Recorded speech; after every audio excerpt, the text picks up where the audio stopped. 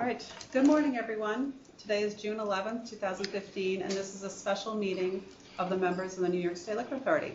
In attendance is Commissioner Green and Commissioner Kim in New York City, General Counsel Flug in New York City, CEO O'Brien, and myself, Secretary Held in Albany.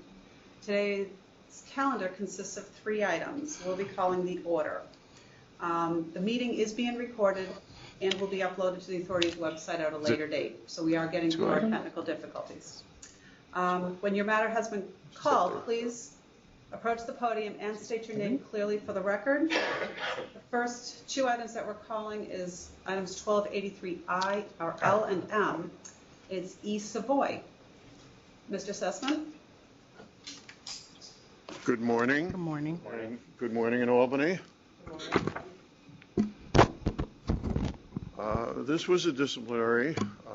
I submitted a controversion, which didn't get to you the first time around. So we have here a situation. Is this your licensee? This Can is the you put licensee. your name on the record for me? Junior Kelly. Thank you. I guess you could say incensed when I saw the findings. We have findings that disorders occurred. The first 3 charges in case number 97757. One was a situation where a female claimed that she was. But Mr. Sussman, can we hear you just, because we have the hearing report, we have your controversion, just as it relates to mitigating circumstances. We did read the cases you submitted to us, so really not to retry or rehear the same facts all over again. Just give me specific areas that you want the board to consider, at least in imposing a penalty. As I stated in my controversion, first 3 charges were disorderly premises, and the 3 situations occurred somewhere outside the premises. There was a charge of dancing. We had signs up. We had testimony that no dancing is permitted, that the employees and security are told that if anybody gets up to dance, they are to be tapped on the shoulder and asked to sit down. Okay, I have a question as it relates to the dancing. Is there dancing going on at your location even currently? No. Have you seen your website, not your website, your Facebook page that's on? Because I saw dancing going on. There's strobe lights. It looks like a nightclub. Strobe lights are there basically give the ambiance as far as, just giving the relaxation ambiance, but it's not there. Well, it did not appear as everybody was relaxing. People were dancing. And that's actually on your Facebook page. And so it seems as if it hasn't ceased. Your counsel has specified that this was a one-time thing. It doesn't appear that way. Well, basically what we did is put up the signs for no dancing, and obviously when we step away, there are times when people do jiggle or whatever the case, and we try to mitigate no dancing, but it's so difficult when you deal with adults. They want to fight. So, we put up signs, we do everything as far as the security and all that, and you do get these people that basically, I don't know if it's they're deaf or whatever it is, but you still do get these people that But what you're having music, you have a DJ that's playing music. We have a DJ that plays basically, and we also have an iPod that plays music. Okay. So, well, you either need to revise or refrain from playing music or different types of music, because it seems as if, one, when you tell me that your patrons are dancing and they're uncontrollable, then that means that you can't have an order, you can't run a place that's orderly. And relying on your security, I also have a concern, because obviously your security, some are not licensed, some are licensed. You know, the firm that you contracted with is in a corporation. You're going to have licensed security there. I understand that your licensed security, you know, with licensed security comes control. You're going to have to control your population there. If this continues, then that just is an example to me that you can't control your patrons, you're not having adequate staff supervise, and there's no need to continue operating, because that's contributing to other issues. You're having fights, your security, just specifically to what Mr. Sussman mentioned, the 3 women arguing, you're pushing them outside, and just because the argument starts inside and you push the people outside doesn't mean that you're free and clear of any violation. If situations are beginning inside your premise, you're still responsible to make sure that people are either escorted out and it doesn't escalate. You use the word push and then you use the word escalate.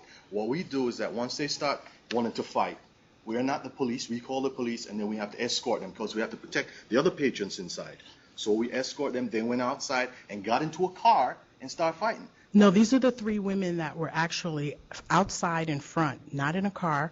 They were fighting in front of your premise. The police were called.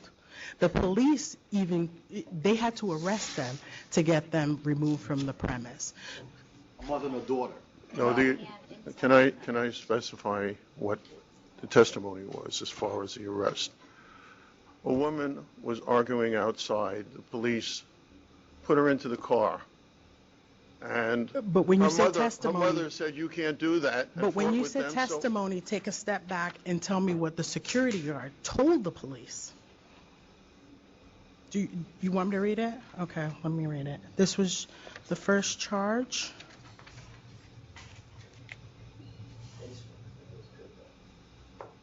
Okay. The security guard present who told the police officer, because it says him, that the females were inside the location and problems with them, so he escorted them out of the location. That is So correct. according to your security, the incident occurred inside. No, an The argument. incident of arguing started inside. This was not a physical disorder. But the issue is, I'm going based on the testimony, because you referred to the testimony in the hearing. The confrontation started inside. The security escorted the ladies outside.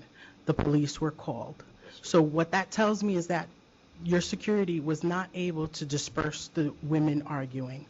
It required the police to actually arrest these individuals, because even they did not follow the police instruction. So I know they're unruly patrons. I understand that completely. But you're not complimenting the situation. You're actually making it more difficult to have patrons come into your establishment. If they're escorted out, they don't seem to leave the premise. They stay in front. It escalates to a level where the police have to be called, because your security is unable to maintain the peace. So with that, I don't understand how the dancing unlicensed security guards make for a good place to operate. Excuse me. As far as you said, unlicensed security guards?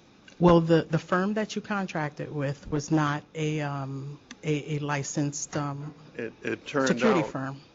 we found out later that they were not licensed. We were led to believe, and we were given a insurance certificate and everything else saying that they had their insurance. The conclusion they had is the same. They were unlicensed. It's a simple process. You just need to check, right, online. Did all of that too. And It should have said it's checked online expired, and right? found this company existed. No, not online for the company's website, but the New York State Department of Corporations and Licensing. With the State Department. With the state. He checked and found this company. And he didn't notice that it said expired? At that time, it didn't. Didn't at that time.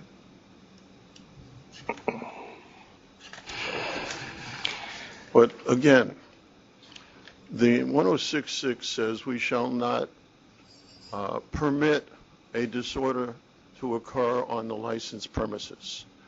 When an argument starts and our security breaks that argument up before it escalates into more than an argument, then we have done what 1066 says we're supposed to do.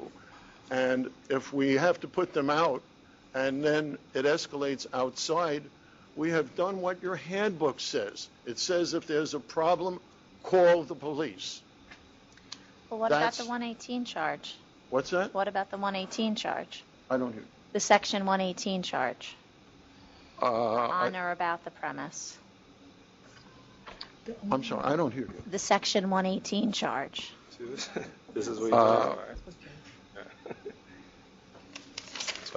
Um, only one what? questionable is the one. That was Yeah, No yeah, testimony yeah, I wouldn't take that. inside. Gina's down here. Yeah. Sorry, but I don't have my glasses on, and let me just get my glasses. This is what I had originally, but I'll come down because I'll get rid of 3. I didn't know if I wanted to go that low, but anyway. When you get to be my age, the small print is more Yeah. difficult. Yeah. Especially But because this of is this. originally. Yeah, but the dancing. Yeah, I know. It's not stopping. Oh, you saw Yeah. the I just want to show it to them. I don't even know they realize. a Facebook page. And this is after the violation. Oh, is Okay, it? well, this is October. Yeah.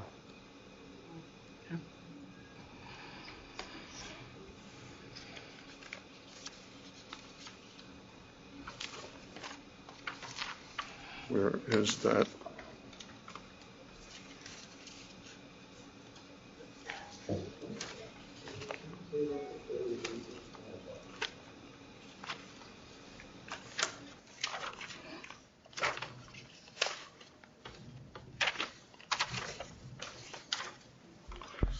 Realize we have some 25 charges here, and I can't find a second notice of pleading. Well, are they a sustained pattern or not? Uh, Section 118 takes into account everything outside the premise. You know, that would be, is the wrong one, that's why I can't find it. That would be charges number 10 and 11 of the first proceeding. The focal point and the sustained pattern. Police, all of the authorities' witnesses testified that at all times the licensee, security, and management cooperated with the police department and did not permit disorders within the licensed premises. That was the testimony at the, Cooperating with the police department isn't the standard. and it says, and did not permit disorders within the licensed premises. That's the testimony at the hearing. But the sustained pattern charge takes into account disorder outside the premise. The sustained,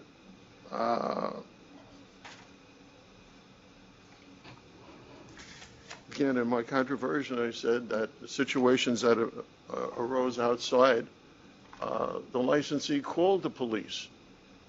And again, that's what the handbook says that he's supposed to do. That's They a, have that's a only good so thing, but it much doesn't. authority as far as within the premises, if they have to put somebody out, that is perfectly legal. Outside the premises, if they interfere with something and somebody gets hurt, they have no police authority. But that doesn't negate the fact that they are an attraction where these things happen consistently, which is what the charge is about. A location that is a focal point, a location where there is a sustained pattern. Again, the police department said that we do not permit disorders within the premises and that when there is a problem, we call the police. Right, but How the much charges more are about can you expect locations. the licensee to do? The charges were drafted by the legislature for locations where the police had to be called to routinely. If the police have to be called to a location routinely, whether the licensee is cooperative or not, the location is a problem. Right. So what do you Again, we have a situation where think? So, right. we have done everything that is legally permitted for us to do. Once people are outside, you have two women that beat up a third woman in a car. Mr. Are Sussman, I we permitted to understand. go into the car and break up a fight in a No, car? you're ignoring the fact that your location has these problems consistently at it, and that is a problem for the local police department to be called to your location over and over again, draining police resources and bothering the community and the inhabitants. You're just choosing not to address that fact. I have addressed it to the point of what authority do we have to do something to the people that are out in the street or out in their own car? But I'm these not aren't asking just the authority. passerbys. You know, you're referring to people as if they have not been in the establishment prior to. Now, the issue with the individuals in the car, there's really no testimony to show that the individuals were inside your establishment. Yeah, I'll take that into consideration. But as to the women fighting out front, the individual with the gun running to the KFC, you know, your place is open on that street. I know there's another location a couple of feet away. But all the places, all the police calls are coming, one from your security and from other individuals complaining about noise. Now, if the dancing, obviously based on your Facebook, the dancing is continuing and you're having individuals in your premise that you aren't controlling because they come outside and just start mayhem, and then you have noise complaints from your residents that live right behind you. I had 3 individuals that had made complaints. I know there's one, Ms. DeLeon, that has repeatedly, but the other 2 individuals, you know, they've continuously made noise complaints. Well, there's as well. 311 noise complaints, right? There's a whole slew of them. 225, 2012, 310, 2012, 825, 2012, 912, 2012, 1113, 1513. As recently as 10/6/13. Oh, and there's more. 1814, 110, I mean, it's not one noise complaint. You might not have heard of it, but there's a log of 311 calls. The police have told the licensee that these calls are coming from one person who lives behind this restaurant. Well, And- I have a George Viscarando, I have a Sherry DeLeon, and I have a George Sullivan. The other 2, I think there were 1 complaint each. But they're still Basic complaints, so we complaints. should ignore them But because they I'm only saying- called once? You need to Mr. call Mr. 3 and 4 Kelly times? personally went to this house and spoke to the husband of this woman who was making the complaints, who said, and he testified to this, he said, And what about the other It's 2 not- individuals? it's not bothering me, I don't have But that's a the problem." husband. What about the wife who's making the calls? My wife comes home at 12 o'clock at night. Okay. She comes home at 12 o'clock at And night. everybody's still dancing. No, what I'm saying is just because the husband says it doesn't bother him, he doesn't speak for the wife. The wife is an individual person who's making the calls. But they live in the same house. I get that, but if it's bothering one person, then what are you going to do? I've had a situation whereby there's a particular police officer, I cannot remember his name, he died I think he died about 2 years ago. He used to work for the 6th precinct. I cannot remember, he went and jumped into a pool and broke his neck. He and I basically went next door, had meters, everything, okay? And checked the sound level and everything, because I even had my own sound meter. And basically he said that he works for the community, the community for the 6th Street precinct, and we checked all of that, there was no problem. I then from there. What time did you do that check? It's like about 1 o'clock in the morning, 2 o'clock in the morning. And when was I don't this? remember the name of the cop, but if you call the When was this? This is, as I said, he died about 2 years ago. Okay, well, according to the issue in the hearing was, one of the facts that were brought out was that there was a police officer that went to the home of one of the Hendricks Street residents and came over to your establishment, asked you to lower the bass on on your system. You did, but they constantly have to come and tell you to lower the bass on the system you have. So you don't have, I know there was, I believe you had a manager, Mr. James Cowart was there. So he reports back to you how many times that the police have come and asked to lower the music. So you're aware of that. You're aware that the police have come to your location to ask you to lower the music. I'm aware that they have come there before and asked us. And so even though you know that the police have come to lower the music, why would they have to make so many visits to your premise to lower the music? Basically because of the simple fact, we went out there, checked sound level, using the sound meter, and basically what happens is that the traffic, let me explain. So we're on Flatbush Avenue. She's on Hendricks. Hold on. Let me At explain. 2 o'clock in the morning, 3 o'clock midnight on to 2, there's a lot of traffic. And so you're saying that the police come into your establishment to tell you to lower the bass because of the traffic out on Flatbush? Okay. Finish what I'm about to say. I said to you, the traffic noise is even louder than the music when you're in her premises, because I'm able to go from my backyard straight over to her backyard, and the traffic is even louder. You understand? But she doesn't complain from that. I'm going to explain to the reason why. When she moved there, okay? When she moved there, we had a beautiful relationship, no problem. The husband and I have a beautiful relationship. I just saw him the other day coming out the barbershop. He never complained to me, and I don't see the reason why he wouldn't if the music was that loud. But this wife, basically, is just a tyrant, and that's what when the cops tell me, that this lady is just a tyrant, and she just wants to complain. I decided, okay, fine, no problem. I tore down the back wall, tore it down, and basically soundproofed the entire back.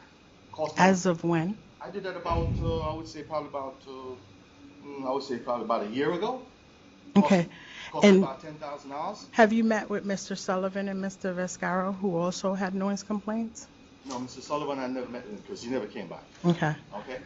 So, Well, these were done, their complaints occurred, let me just double check the dates. January 21, 2014 for George Viscardo, and October 29, 2014 at 7:17 a.m.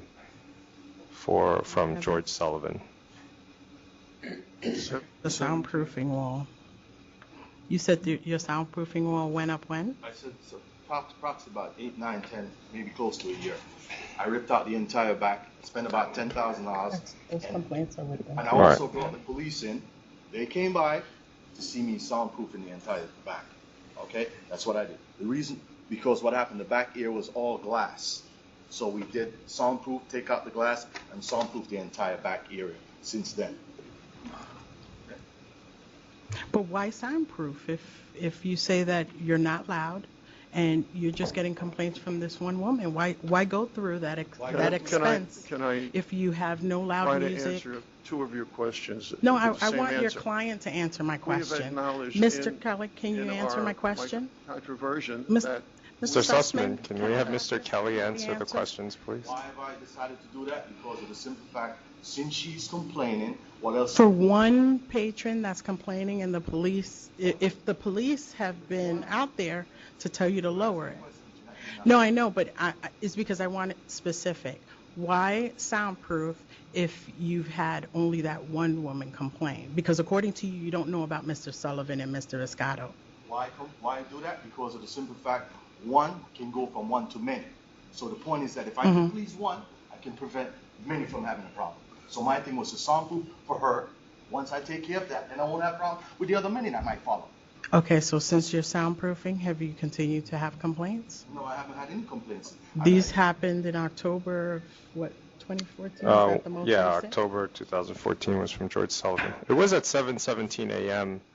for loud talking, so maybe talking. Okay. could be something outside that. And Well, Mr. Kelly, look, Open at 7:17 in the morning. let's get to the point of, this whole dancing issue that Mr. Sussman made a big ordeal about submitting casework. This Facebook that I'm on right now, October 25th, 2014, you're not going to tell me that the DJ, your argument was that the DJ was playing pre-recorded music and therefore the DJ wasn't really promoting dancing. You want to take a look at this video? There's about 30 people really getting down, however you want to put it.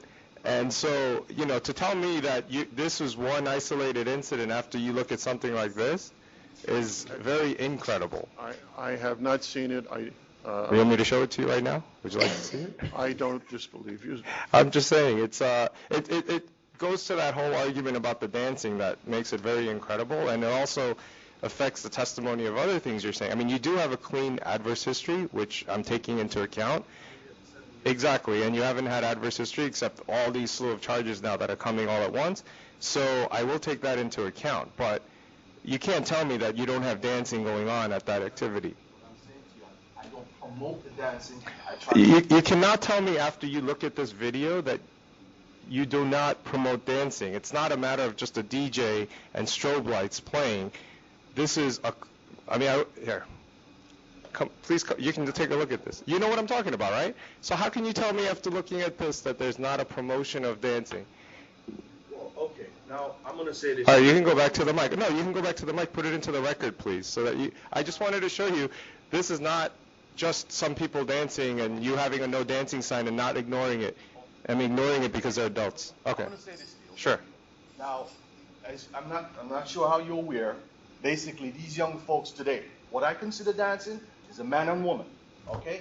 These guys today, what they do, if you notice what these guys do, they're standing up, definitely. Yes, they hear the music, and they gyrate. I don't consider what they're doing basically to me dance, because dancing to me is between a man and a woman. These So guys you are mean gyrating. Fred Sir, Astaire and come Ginger on. Rogers is your only definition of dancing? Come on, sir. I mean, if you go to a nightclub, you don't really have a man and a woman dancing, right? If you go to Webster Hall, they're all gyrating, they're all standing together in groups. That's not dancing? You don't consider what goes on at nightclubs dancing if they're not a man and a woman? What these guys are doing to me basically are more gyrating in the sense of they listen to the music and they're moving. Yes, I understand what you consider it dancing, and it's so hard, it's so difficult to let these guys know, because you're not dancing woman. Listen, you can't do Right. it. Well, what we're saying is, what's happening is that you either get a cabaret license, or when you have a space like that behind the bar with seating set off to the side, with strobe lights and a DJ, that is promoting dancing. And then when people get up to act like that, then you say, oh, please stop.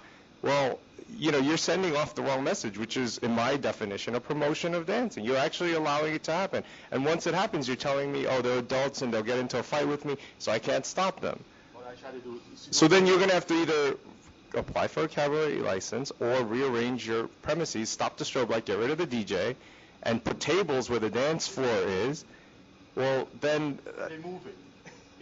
I did exactly what you said. But then you don't have control of your premises, and then it goes back to your other arguments when people get into a fight. Well, we can. So anyway, You're ready to I'm ready to... move on. Can I just make No. reply to one Is of there your statements? anything outstanding? Is there any violations outstanding? One moment. No, these are the only current. Okay, thank you. You stated that one of the disorders was a man with a gun. I've man with a already, gun. Mr. Sussman, was you've outside submitted your and we didn't let him controversial, in. fine. Wait, I'm- You submitted your controversion. I read your argument and that You just they made were specific never mention. inside this establishment. That's fine. I accept your controversion for that matter, and as well as for the individuals fighting in the car. It did not allude to the individual being inside the premise. Taking that into consideration, it still doesn't alleviate the other violations. Commissioner Green, I'm sorry, is case 101920 before you? I don't have one. 101. No. Right, so that What's case that? is still pending. And what's the violation on that? My computer won't open the notice of pleading. Which one's It- the one with the two women fighting in the parking lot? Oh, that's this one. Visibility, books and records, failure to comply with local regulations, availing, non-bona fide. Injured and the The vehicle. charges date the from one we did. 2011 through 2014. But I take into consideration even the one with the gun, they didn't Yeah, really yeah, say they yeah, were inside yeah, the I get premise. it. So they are still pending. All right. There's, All right, well, we're not going to take those into consideration right now, Yes, I just wanted to see if you had anything outstanding as it relates to the cabaret. My concern is that if you're going to continue to define the dancing between a man and a woman, we're going to see you back here. Because dancing, whether doesn't matter who the individuals are, what sex, it's still dancing, and you don't have a cabaret for it. So I would suggest that you apply for one if that's going to continue, but that's your option. But if you don't have one and the individuals are still dancing, they're going to result in violations. So you need to have better control over your premise. And but taking into consideration the charges that were not sustained, which was charge 4, 8, 1, 2, and 4, I'll dismiss those charges. And I'll even dismiss charge 3. That was the disorderly in the vehicle. There was no testimony that said that it occurred at your location. But originally, before then, I had a penalty of $15,000. But taking into consideration that I'll dismiss charge 3 as well, I have $10,000. Yeah, I mean, I had a suspension actually contemplated, but given that 3 gets dismissed, and you have a clean adverse history, and now that we've clarified the definition, I hope our definition, which you have to abide by, of what dancing is, as well as promoting dancing. How much did you say? 10,000. 10,000? Okay, I'll agree with 10,000 for this, but really, 2,500 would have been. excuse me? I was thinking 2,500 would have been. Well, I think we were very far off, so we kind of compromised in the middle. 10,000. Thank you.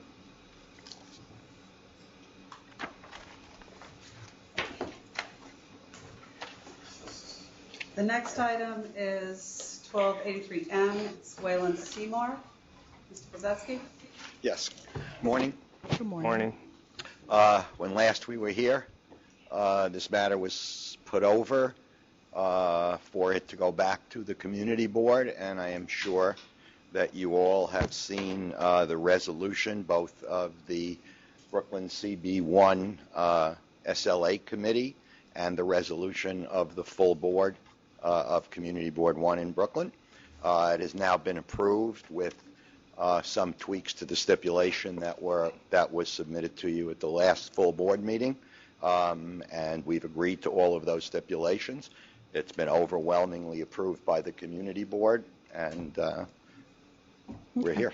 Is there anyone that wanted to be heard? Can you step up to the podium?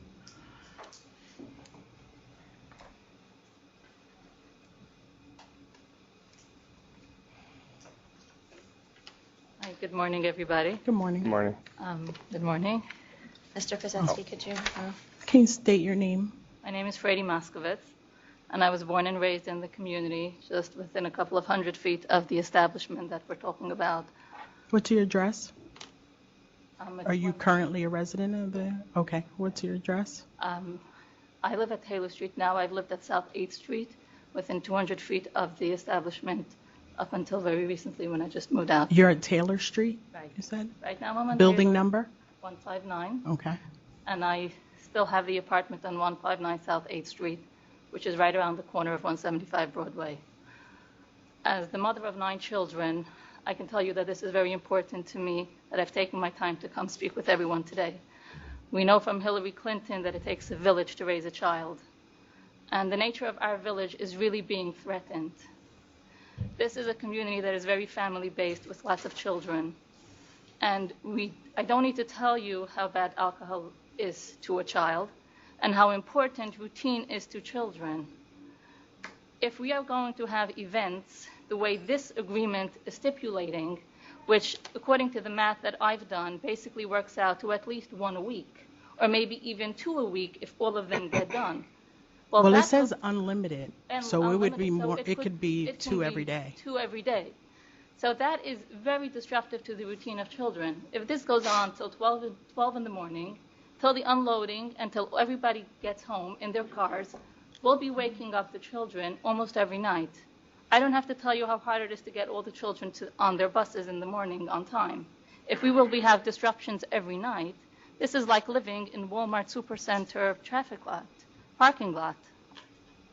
I do not think that this agreement is in the best interest of our community. It might be in the best interest of the business of the proposed establishment. I do not think we are taking into account our little children, our 5-month-olds and our 9th graders and all the children that need to get to school in time. This is very disruptive to our children, and I trust that you, whether you have children or not, understand what I am saying and what I am trying to portray here, that having events of this scale with thousands of people unlimited amounts anytime during all days of the year is very disruptive to the schoolwork of the children, to the lifestyle. It's basically we would be teaching our children that life is a party, and that's not what we want to teach them. So are you asking for a complete ban on alcohol there, or what do you? Alcohol, like I've been living in this community ever since. I lived around the corner up until very recently. I just moved out. Okay, it was a bank. It was perfectly fine. It's not like this was here and we came to live here with our children. We raised our children here first, and this alcohol is coming in. So yes, I would be very happy to see no alcohol at all. How has it been recently since they've moved in? Because they've been operating. It's noisy, lots of traffic. The lights around are very glaring, okay? It's very disruptive, and this is only going to increase it if we're going to have events of such magnitudes of 1,000 people. And this is not, if they're going to be leaving at 12:30 till they get home, they're going to be out going to all the local bars. We're going to be having an influx of people in the neighborhood like we've never seen before.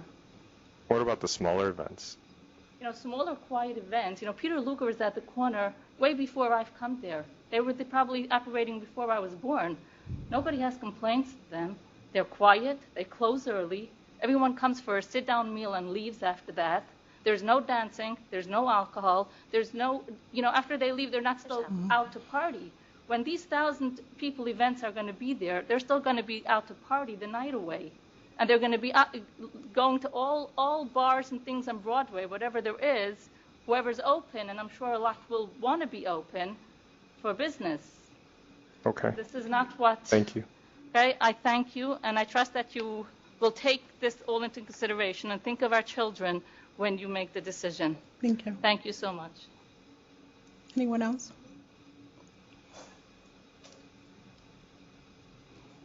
Good morning. Good morning. My name is Julia Pout, and I'm at 65 South 6th Street, which is when Broadway kind of splits right there before the bridge. South 6 goes to the right, and then Broadway goes down to the left. And I've been in the neighborhood for 13 years. So I wanted to speak a little bit to this agreement, which I think is not really in the best interest of the community. Being there for 13 years, I've seen Williamsburg change a lot, and obviously there's a lot of construction and new businesses that are coming in, which is great for the economic development of the neighborhood. And also, hey, I like to party, I like to go to dinner. I think that's all fine. But the specific problems that I have with the agreement, first of all, the unlimited events up to 300 people.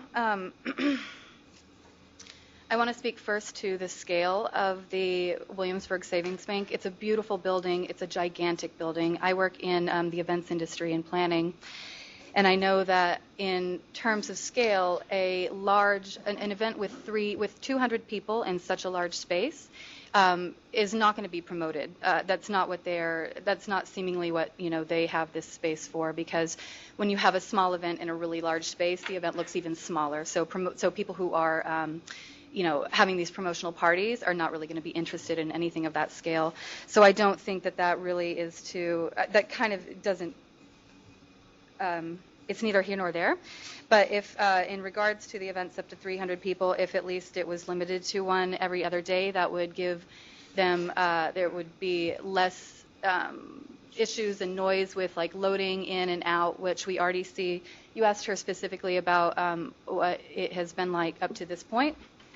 I don't think that the venue is in full operation. It's still sort of in this, kind of opening phase. But they've had events They have had events. Ranged from 300 to 1,000 people. Sure, exactly. And we haven't had any complaints. Oh, right, about exactly. Well, because they're not operating at the full scale and the full, like... Well, 1,000 guests. Sure. Multiple events already. Right, one maybe every couple of weeks. But at this, then also to the next line item, which is up to 35 events a year, that could be up to 1,000 people. 35 weekends is almost every weekend of the year. I mean, that's a lot of weekends. So when you have up to 1,000 people, which is what I'm assuming that they're going to be promoting for, these are going to be big promotional events and industry events. And so that's essentially every weekend you're going to have 1,000 people spilling out on a Saturday night. So the issue for me really is regards to, there are two problems that I have with it. First of all, I live in that neighborhood and I have a car and I drive around and I try to get home, from the events that I work on the weekends. When I'm trying to get home at 1 o'clock in the morning, it takes an hour to get over the bridge already. And that's with, these smaller events happening or more sporadically. Also, since I live right there on the corner of Bedford and Broadway, that's like, all the bars are sort of concentrated down that way. So when these events do get out with 1,000 people, between Thursday through Sunday night, they are all going to be spilling out at 2 in the morning to the bars that are literally right on the street that I live on. And we already have so many problems with noise, and cars and traffic and people just kind of, I also think that this is speculation, but I have a feeling that it's going to be a lot of bridge and tunnel. So there means there will be a lot of people driving into the event there because there's not a lot of great transportation. The closest subway to the Williamsburg Savings Bank are the J and the M lines, and the M stops running after 10:30 on weeknights and doesn't run on the weekends.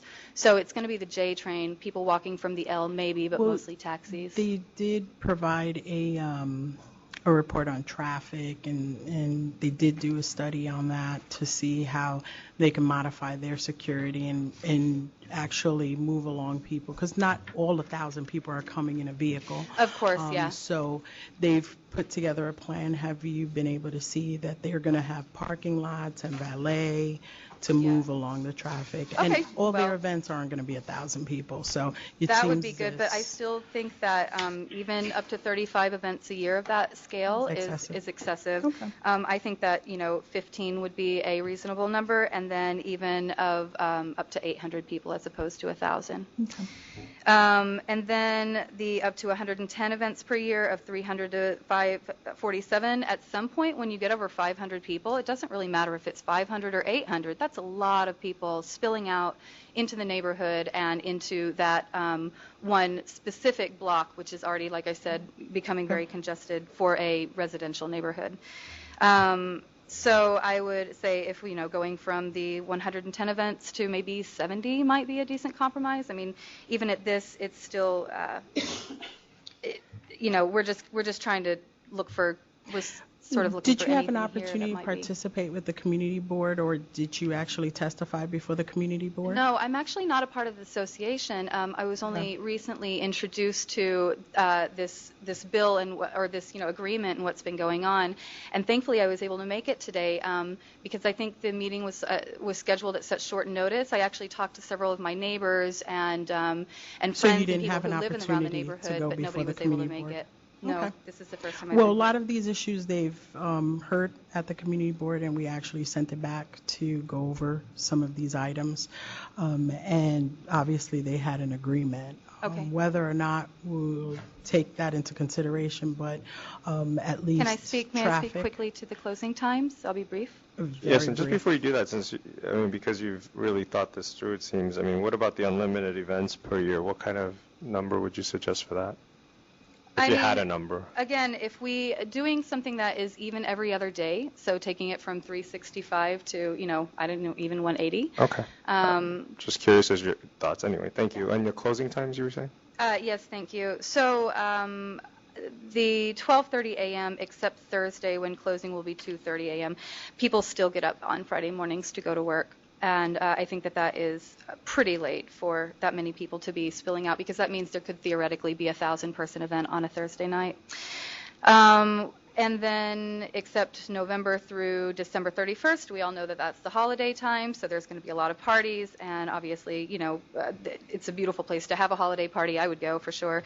But how about 1 a.m. closing instead of 2, since that would be pretty much unlimited. It would be weekdays every day of the week. And then on weekends, I think it would be a really nice compromise to have a 2 a.m. close time instead of 3, because again, as we know, that many people spilling out onto the street. I keep using this expression, but that's what my biggest concern is, the amount of people who have been at a party all night, probably with free liquor and are all like amped and excited and ready to kind of like move on, to the rest of the parts in the neighborhood, which are going to be the street that I live on. Okay. All right. Thank you. Thank Thank you. you.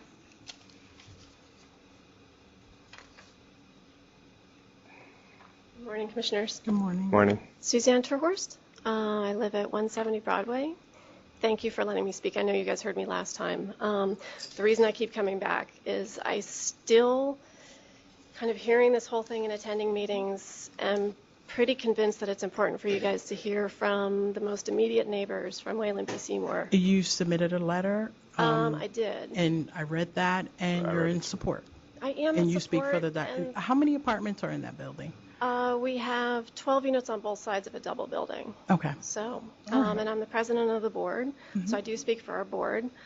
And the reason I just feel compelled to keep having my voice heard is that I am the one that lives with what is currently happening. I keep hearing a lot about fears. There's a lot of speculation for what will happen if. I'm afraid of what will happen if. I'm already living with it, and none of these things are happening. Yeah, they had like So 12 someone- events last year, right? And Yeah, you've and someone said, but experienced the 12 imagine- events, and they went off flawlessly. Exactly, and someone said, what was your experience with the Understandable. events of the last year? And I said, my experience was many? actually 30. Oh, I only had from Saturday, March 08 to Saturday, November 29. You've had more? Oh, well, that's what I had from you. November 29th. That's all I received. I know, but that's what I received up until the submission of the application. So when someone asked me, what has your experience been with the events they've had so far, I said, it's actually been fine. Right. And, I've and- literally... and you wrote that, and we Yes. get it. Yeah. So thank you very much. That's it? You're good? I mean, unless you have something else to add that you didn't write and testify last time around, then No, and, I also wanted to ask, do you guys have any questions for me living No. that close not to... not yet. Okay. Thank you. Thank you. Anybody else? Everyone? I think there's a couple other people. Come on up, please.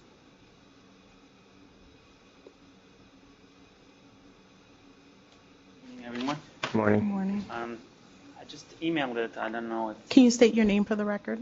Azrael Katz, And where Yes, do you we- reside? 42 Broadway. Okay, thank you. Yes, we received your email. Yes. As well. We have Thank you.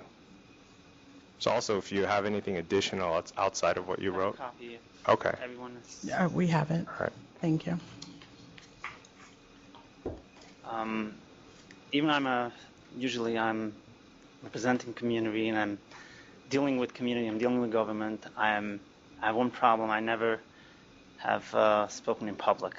It's my nature not to speak in public. So I apologize if the way I'm talking or something, it's hard to me to bring out a thing. And Well, we have your submission. Is there anything you want to add to it? Yes, Okay, can you make it very brief I will make it very brief. and not I'm not duplicate going what to repeat what I'm you've writing. already No, I just submitted? wanna bring it- Okay. I want to bring out one point of that I did not come here from one minute to the other getting involved in this issue. Since I was living there, I was involved. I could But say- it's not your involvement, it's what specifically, are you in agreement or disagreement, and what specifically have you taken a position on? I want to try to bring out what I'm coming in, why my position is here. The opposite, that I'm not here just to opposing bars. I'm here and I was sitting and I was working even with the Broadway Block Association. They're next to my apartment. I was meeting with them till now in other bars. Every time we even have meetings in his house. But we're specifically talking about this client. I understand about the applicant, Wayland Seymour. I understand the other issues that you've been meeting with the organizations, but you have to reserve your comments specifically for this applicant. What I'm trying to bring out is my concern specific on this bar, which is different than anyone else. The reason is, as we was fighting, there's two issues. First of all, it's already established so many bars, and that's why we have the 500-foot rule. And we're not opening a small bar. We can say, okay, it's just a huge event. And the major concern is the parking, and there's no alternate. I'm living next, one block away from Giando's. They have large events. But every larger event, even before they're starting, a few hours there, there's cops there, and if they're seeing there's getting traffic, they make alternate way to go over the car. The traffic is the police is arranging even parking. On this way, we're coming down from Williamsburg Bridge. Once this goes through, there was no alternate where to go. It's one thing, bridge stuck. That's simple what's going to be, and it's not that we can arrange something, and especially with the valet parking, it's just double and double and double. And well, the community board doesn't seem to have a concern about, or I wouldn't say a concern. They did agree to the number of events that were put forth. They felt that, I guess, the parking strategy that was discussed, I believe it's a different special accommodations for events over 300. Versus the ones under 300. And they felt that with the additional parking lots that would be added according to the number of guests expected will be adjusted according to the event.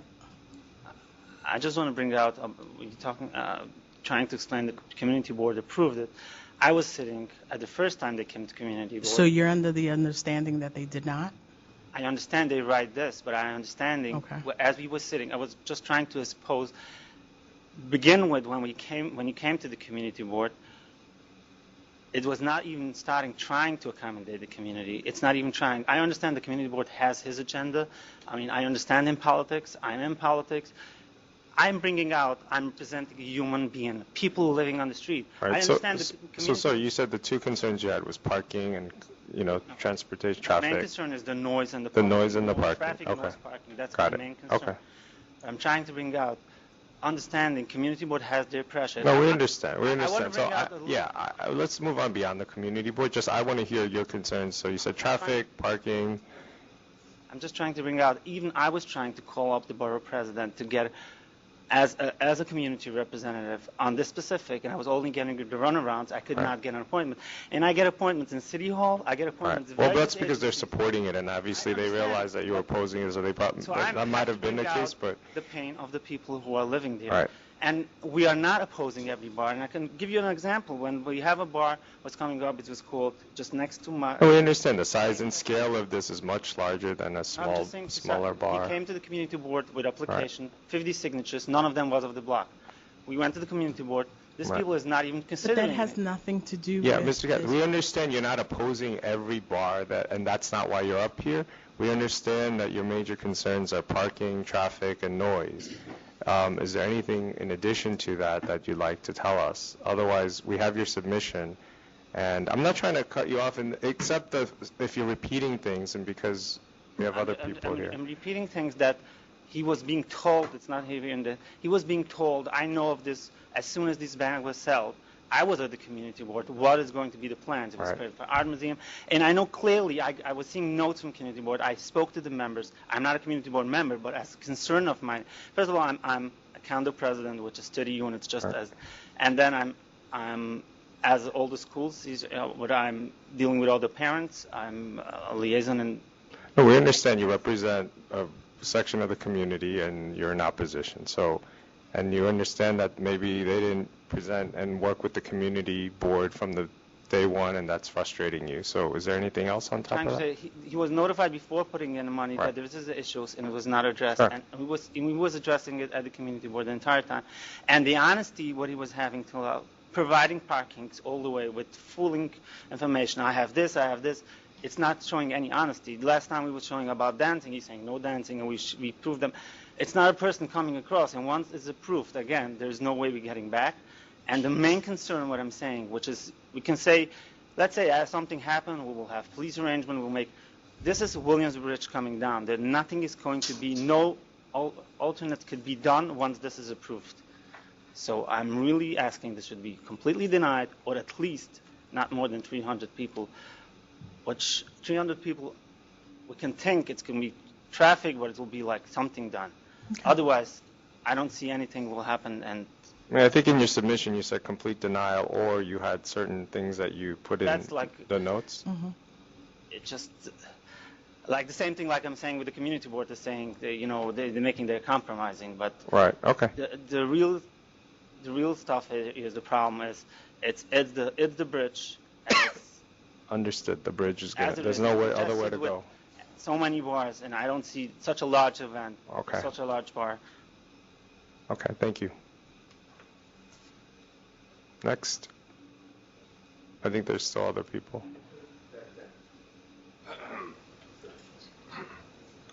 Good morning. My name is Shalom Halpern, 437 Wythe Avenue, and I live just around the corner. One of the main specifics that are of concern to probably most of the neighborhood is the parking issue that will arise out of this. And just to give you an example of the past negative experience from similar situations, there is a wedding hall on Ross Street where they've put up valet parking over there. Whenever there's a wedding taking place over there, you cannot find parking within the 5 blocks that circle that place, because they've got sophisticated valet parking with two-way radio systems where the valet parking attendants literally hold random parking spaces that are sometimes 2 and 3 blocks away from the location. I understand that they have to do what's best for their interest, and there's no other way that this is going to be organized unless they have a really hardcore specific plan. And once this is approved, there's not going to be any recourse once they start taking all the local parking away.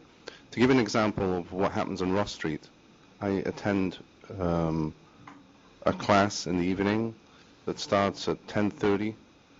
Whenever there is no wedding in that event, I find parking within probably 2 or 3 minutes. I mean, it is Brooklyn. You can't find a parking on the snap of your fingers. It does take a couple of minutes. If there's a wedding event that takes place, it could take me 45 minutes to find parking, and the location where this class is taking place is 2 blocks away. I'm talking about the corner of Lee Avenue and Ross Street. Mr. Pozeski, you're not you have parking lots that will be utilized, and there's no street parking. They have submitted parking lots that is totally inadequate. We're not talking Okay, about... but we're not talking about street parking, so... They're going to be doing street parking, valet parking. People are going to be dropping off their cars in front of the wedding hall. The valet parking attendants are going to be taking those cars and circling around the entire neighborhood and gobbling up the parking. It's obvious that that's going to happen, unless they can show a plan that whenever they have an event of 800 people, they can literally show that there's 800 available vacant parking spaces in some underground parking. I don't know where they're going to pick this up. Are they going to park these cars on the Williamsburg Bridge, or are they going to take them across to Manhattan? The whole thing just does not add up at all. And for them to show all these parking lots all over the place that have 2 parking spaces here, 3 parking spaces there, there are no parking lots anywhere in the neighborhood. I've done the research myself. There are private parking lots that belong to apartment buildings that are owned by private residents that may have some surplus parking, like a half a dozen here and a half a dozen there, but there's no way that Okay, the neighborhood can absorb the parking. There's no parking. What was Right. the other concern? The other concern is, just to give you an example of the wedding hall that I mentioned, Ross Street is a very wide street.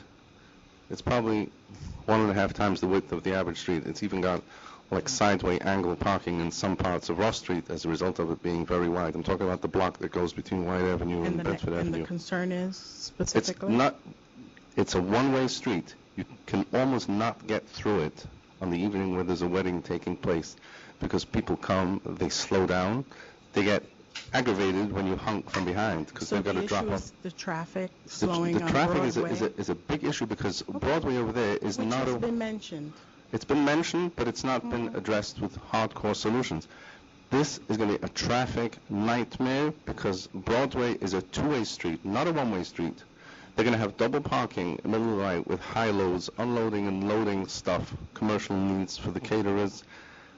If we're going to allow this to be approved, then it should definitely be not approved for one night after the other. I would suggest this be done every other night for the events. Okay. Another suggestion I have would be that the limit to the amount of people should be no more than 15 large events, and the smaller events that should be that we're talking about 300 people, I would say about 70 events a year. And I've added some notes to. What about the 300 to 547, the medium-sized events? That should be A maximum of about 70 That should be 70. And what about under 300? every other night. Every other night, so 180 to... I can just hand this to the board to show what, the That's okay. notations. That's that I've okay. made. It's okay. We don't need it. Thank you. Wait, sir, Mr. Katz. Thank you. You could have a seat, please.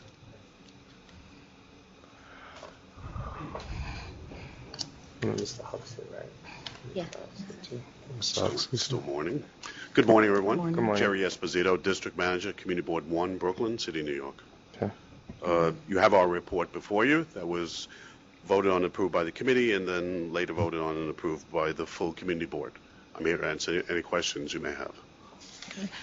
As it relates to the number of events, specifically the unlimited 300 guests, 300 is the max. There was no discussion as to a limit. It was fine. The community board if they had an event twice a day, every day, that was okay. This has been a work in progress for the last 3 years. So there has been voluminous meetings on the issue, all of which have been transparent and open to the public. And this is the decision of first the Lower Broadway Block Association that submitted an agreement to you, and then it came to us. We made some additional adjustments, and that's what you have before you. Okay. No questions. Nope, that's Okay. it. Thank you. Thank you. Hello in Albany. Wait, I believe Mr. Huxley? wants to- Thank you. First of all, we did work very hard on this agreement, so I'm pleased. We were under a lot of pressure, and to be honest, I got a lot of feedback from people who aren't too happy with me, but a compromise is a compromise. So a lot of people couldn't come today because of short notice. So I think this is a compromise, and I stand by my word, but it's certainly going to have some impacts on our neighborhoods. Thank you. I think just one question. I think I heard that you had maybe misunderstood the impact of the unlimited events up to 300 people? Yes, actually, I believe in the last time we were here, it was, frankly, on my part, would I call it a mistake? Yes, because I didn't presume that unlimited would, I didn't find that the events that we had of that size to cause a lot of impact, but I hadn't, frankly, considered the fact that you could run 10 a day if you wanted. It was just something I had never thought about. And I presume that they wouldn't be doing that. I mean, it seems unlikely. You guys, I know, but I'm not arguing with you, Carlos. I'm just saying that I don't think you're going to do it. I don't think you can do it. But it certainly was a very valid point, and it's something I didn't consider. So, but you live by the sword and you die by the sword. Thank you. Thank you. Okay. No, you can address us now, the applicant. I just wanted, Jed Marcus, I'm co-counsel with Mr. Pisetsky. Good morning. Good morning. I wanted to just introduce in the record a couple of things which I wanted to make certain that the Commission has. One is Public Advocate Letitia James sent in a letter detailing the specific history of the project and her strong support for the application. I'm not sure. I don't have that letter. Excuse me? I've never seen that letter. Thank you. Thank you.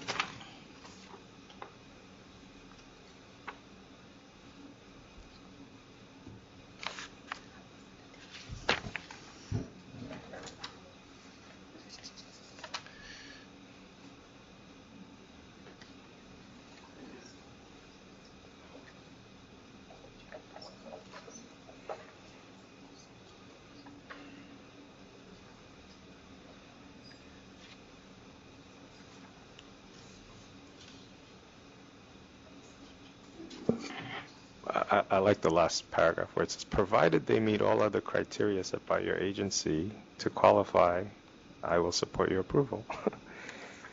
So. Okay. Secondly, I believe you have a traffic report which was submitted last time. That lists the number of events, which are 33.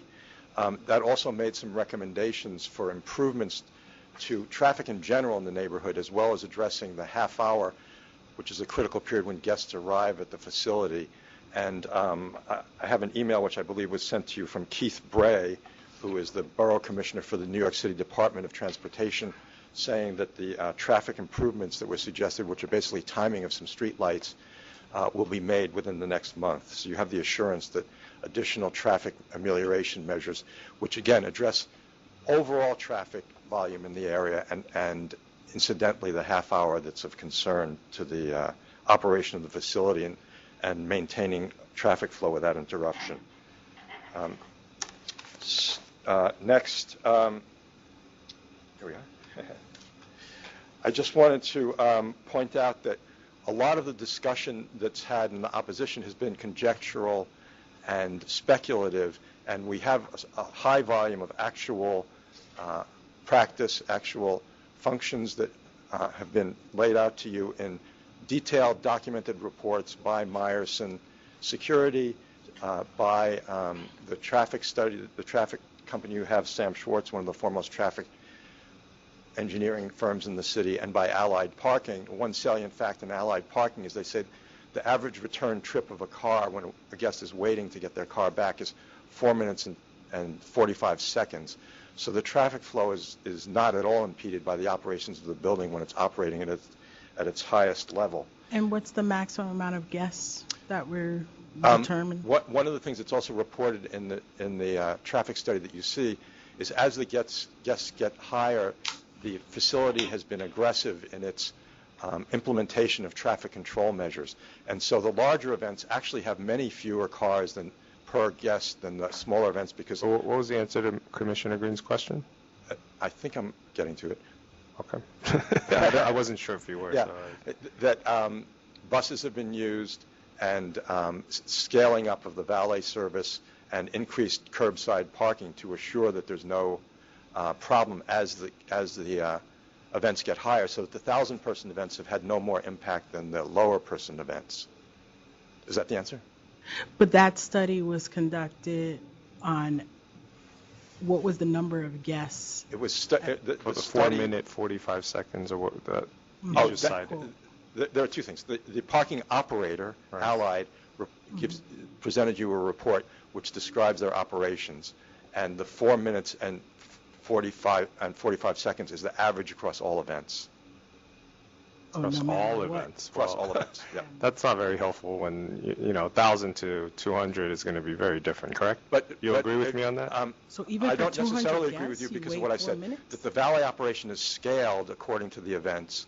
The number of cars that are needed is reduced by per guest, though, buses. You said. So it's Yes. a proportional comparison, but the actual impact on the community isn't a proportional. When we do statistical analysis, proportional analysis is fine, but the actual impact on the community when there are more cars, actual number of cars, period, that impacts the community. Does that make sense? It does, but if you look I don't want to play number games. Good, okay. But the traffic study addresses that, and the traffic commissioner implemented the measures that are called for to assure that there isn't an adverse impact.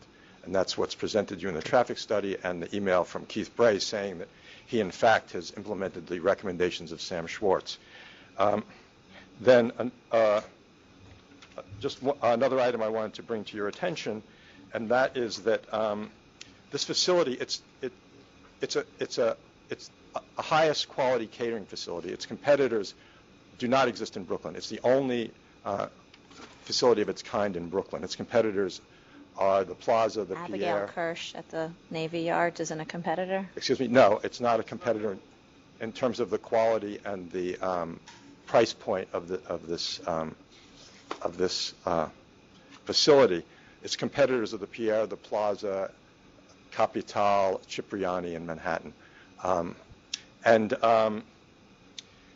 None of those facilities have any limitation on time, on hours, on occupancy, any of the things that have been agreed to in this case.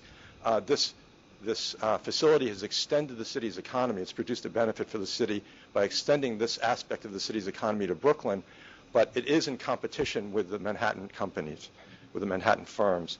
And the agreement that it made with the Community Board and with the Lower Broadway Block Association pushes its economics to the limit of its ability to compete. Suggestions that you've had that things be further restricted will put in jeopardy the ability to maintain this building. And I ask you to recall, and you've seen pictures, this building is one of the city's most important landmarks, and of course requires a huge amount of capital to maintain it day in and day out and year out. And so with the economics pushed to the limit of competitiveness, we ask you to approve this with the understanding that the developer and operator has done all that he can to meet the community concerns, and the community appreciates it, but also appreciates the need to maintain what they view as one of their most important architectural treasures. Thank you. Thank you. Do you want to address the Meyerson Associates, the independent monitor concept? Yes. They're going to be doing security and also doing monitoring? To me, that doesn't seem very Well, the independent. only monitoring, is the numbers. Right, but that's very important, actually. We have specific, if we are going to agree to specific number counts, that's a huge portion of what's going on here. So whoever's doing the monitoring and doing the security, you need to bifurcate those two responsibilities. That was extensively discussed in the negotiations. That's fine, but I'm telling you what I wanted to see, because to me that's not independent. Let me just respond. Sure. Two things. One is Meyerson is one of the foremost security companies in the city. And I don't question that. There's no question about their integrity. Sure. And they're not going to underreport something because they're the security on the site. However, I'm not suggesting they are. Commissioner, okay. But then if you trust their integrity, then I think you're in the same... I trust the integrity of elected officials, but we have conflict of interest rules. We have a lot of those things in place because the perception of impropriety or perception of conflict of interest, to me, is what I'm getting at. I'm not questioning Meyerson's integrity whatsoever. So unless you're going to address to me something other than their integrity and their history... Okay, then go ahead, please. So this was discussed at length in the negotiations with the LBBA and with the Community Board. The cost of an independent monitor is enormous. It's typically $150 an hour per event. I mean, an hour per person. And the cost of that... Excuse me, per click, it's $150 an hour? I should be getting that job. Attending... Per person who they assign to the event, it's $150 an hour. Okay, how many people would you need to do this? Yes, sure. We would need a couple of people, and the cost... Or 2 people, 3 people, yes, 4 people? It depends on the size of the event, because... So what is the ratio? My name is Carlos Perez San Martin. I'm the applicant. It depends on the size of the event, because it's my understanding from Meyerson that one officer cannot click more than 150 people. Because of the nature of many people coming at the same time. Okay. We have 2 different entrances, so it becomes cost prohibitive because it could be like 6 people at $150 an hour. Right. So we are, and that was the nature of the negotiations with the Lower Broadway Association. And who recommended Myers that you even have a monitor at this location? Lower Broadway requested a monitor. And they picked this individual association? This is my understanding. They based this part of their understanding on another facility that it's in Manhattan on Park Avenue, and that's where they have a monitor, and the Meyerson is the monitor company. Yes, the Rose Group. And they advertised, or at least they informed you that they were certified by the State Liquor Authority? They agreed that Meyerson is within their standards. That's an agreement, and Meyerson is already doing the security for me since we opened, and Meyerson, I selected them because of their reputation. They are, to me, I've searched the entire market and I've heard no better than Meyerson. So that's why I selected Meyerson, and I based these on their integrity. And as I said, Commissioner Kim, it becomes a cost prohibitive element. That is the most important thing to us. So one person can't click more than 150? What is that all about? Because you have to understand that there's 150. No, when you have 1,000 people event and many people coming at the same time, There's only two entrances, right? There's two entrances. And the door is not like some grand open, it's a door, right? Yes. And somebody standing by the door would see them presumably coming up the steps Yes, and but going sometimes click, click, click. You can have 4 people coming at the same time. You go click, click, click, click 4 times. Yes, but imagine that many times together. So whenever there's more than 150 people coming in the nature of 15, 20 minutes, that's what Meyerson said. But then how and I don't know this clicking world, but if you have 6 people standing there and let's say there's 20 people walking up at the same time, how do they know who's counting who's? No, when I said 2 entrances, it's... No, I mean just one entrance. Let's just presuming there's so let's say 1,000 people event, right? So divided by 150 is 6 people, 7 people, right? Mm-hmm. And then so you have 3 in the front, 3 in the back. But not So 1,000 at the same time. It's no, I know. 150 during... Right, no, I know. So I'm just trying to understand. I'm just trying to be educated on this process. Yes. So people are coming up the main entrance, right? So we presumably have 3 clickers, right? Yes. And then when there's like 10 people walking up, how do they know who's clicking how many and whoever? Generally is 2, and it's 1 on each side. And the door is like 2 doors. It's like the entrance is like so one side or the other side. That's all. I'm just thinking that one person could actually do a pretty good count. That's all I'm saying. I don't know what they're telling you, but You're making the same argument I make in overcrowding cases all the time. Yes. Yeah, I mean, so we're trying to do this responsibly. Right. We are going to have. I understand. We are going to have, and Meyerson is already clicking for every event. So we have they do a report for every event that we've done since we started, and we're going to continue doing that way. So for me, double staffing the clicking at the entrance, it looks awkward to clients. So my guests coming in, they see a troop of people in suits, and it looks really odd. But that reporting is specifically for the community organization, not for the State Liquor Authority. We're not recording. Well, if it's in the stipulation, it would be for us too, right? I don't particularly need the monitor to provide information back at every event. I would expect that if you get licensed to keep track of the numbers and what occurred. You could keep that record, but I don't particularly. But then how are you going to enforce, if we have a stipulation for the number of events, a certain number of people, how are you going to enforce that?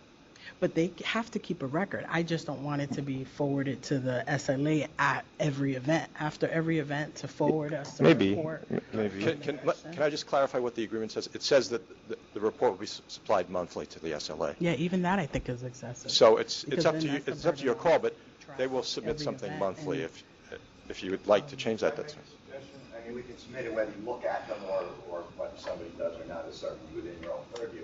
But since the community to be copacetic about letting Meyerson perform both functions based on his reputation, that he does it, and if well, counsel, you had periodically, if there is any question, counsel had a concern about the reporting. It's not the integrity. It's the. May I say? No, let me have the counsel. No, can you please be seated? No, the term was the independent monitor. You're referring to Mr. Meyerson's activities at 583 Park Avenue. The stipulations there in his license term said that 583 Park Avenue had to have an independent monitor. 583 Park Avenue started using their security company, Stone Security Company, as their monitor, which the opposition opposed to and said that's not an independent monitor, and we agreed, and it was therefore necessary that an additional company come in to be an independent monitor. I don't know that a monitor is going to be part of this license or not, but in order to be an independent monitor, the only precedent that there is that it not be the same security company. So just to clarify something, this is not a case of opposition. This is a case of agreement. The community and I don't think that's accurate. No, I think it is. Broadway Block Association feels that this was the lesser of two evils to come and negotiate with you or not negotiate with you. I don't think they're saying Mazel Tov, please come. Well, I think if you find the overall balancing of public benefit here, and as Jerry Esposito said, the wider community has found that this is something that not only they're not opposed, but they now strongly support. At the community board meeting the other night, there was not only a vote, there was applause at the end of the vote. Not only were the people who were the most fervent opponents the first time around voting in favor, they were the ones who presented the agreement and urged its endorsement. So this is now viewed as a community asset that is going to be operated in a way that's appropriate, and the monitor it's not in a situation of lack of trust. It's in a situation of trust and of going forward to do what's best for the community on both sides. And if, as my co-counsel said, if there's any question, we're eager to explore it and correct it. But at this point, we don't even want to get to the point where there could be a question. Right, but we don't think as I we are. said, We it's don't think not. we are. No, it's you're not listening to what I said before. It's the perception of a conflict of interest. It's not the actual conflict of interest. Does that make sense to you? Because if they're being paid by you to provide security, and they're there to be an independent monitor to count, and if there is a stipulation in place, to me, whether that's actual or not, the perception is definitely there. Do you agree with me on that? Well, let me. Do you agree with me on that? Yes I or agree no? there's a perception, and this perception was addressed, not glided over, but was addressed at length in the negotiations. And the understanding. I'm not bound to these negotiations. I'm not saying you are. I'm telling you what I'm telling you what I am requesting you to do, and you're not giving me anything except to say that there was extensive negotiations that came to this agreement. I understand that, but independent to me has to be completely independent. Okay. Independent to me sounds, excuse me that I jump in, but if the applicant is going to pay for the independent monitor, it becomes the same, because I'm paying Meyerson and I'm paying the independent monitor. If they want to share the costs, that's an independent monitor for sure. But if I'm paying both, what is the difference? That's what I don't understand, where it becomes independent. If they want to pay half and half, we have the way the independence comes in, even though you're paying for both, their monitoring is not reliant on your security contract. That's where it becomes more independent. I agree, it's not completely independent, obviously, but it's more independent. Let's put it that way. Well, within Meyerson, there could be. Excuse me, do you have something to say? Thank you. So let me just say that the reason I was bringing up the negotiations is not to point out that it was a negotiated point, but to point out that there was a clear understanding that a second monitoring company is economically infeasible. When you run the numbers... Well, that's what I'm trying to get at. That's why you said if there's 6 clickers at $150 an hour for a 7-hour event, yes, I agree with you, which is a good argument, which is what I was listening to. Not what you were talking about, how extensive negotiations ended up here. That's an argument I'm listening to. Now, that's why I was asking, do you need 6 monitors, or why is it that one person can't monitor? If you're telling me one person at $150 for 6 hours, $1,000 when you're running these huge events, 1,000 event, I'm sure that can be placed into the budget if this is important enough to you. That's my understanding of this. Can I ask a question? If that's part of the agreement. We can go only by the advice that Meyerson has given us, how it would be staffed, and I think the delta of adding an independent monitor literally wipes out the delta that's achieved by getting the license. Can I ask a question? $1,000 a night for a 1,000-person event, you're telling me wipes out the... You're positing $1,000, but it's not. They're saying it's up to 6 people for $1,000. Well, that's what I'm trying to understand, is we need to understand the facts behind this. Maybe I need to speak to Meyerson to understand how they do the clicking, but to me, 1,000 people, 2 entrances, not all coming at the same time, 2 people can handle this job. 1 in the front, 1 in the back.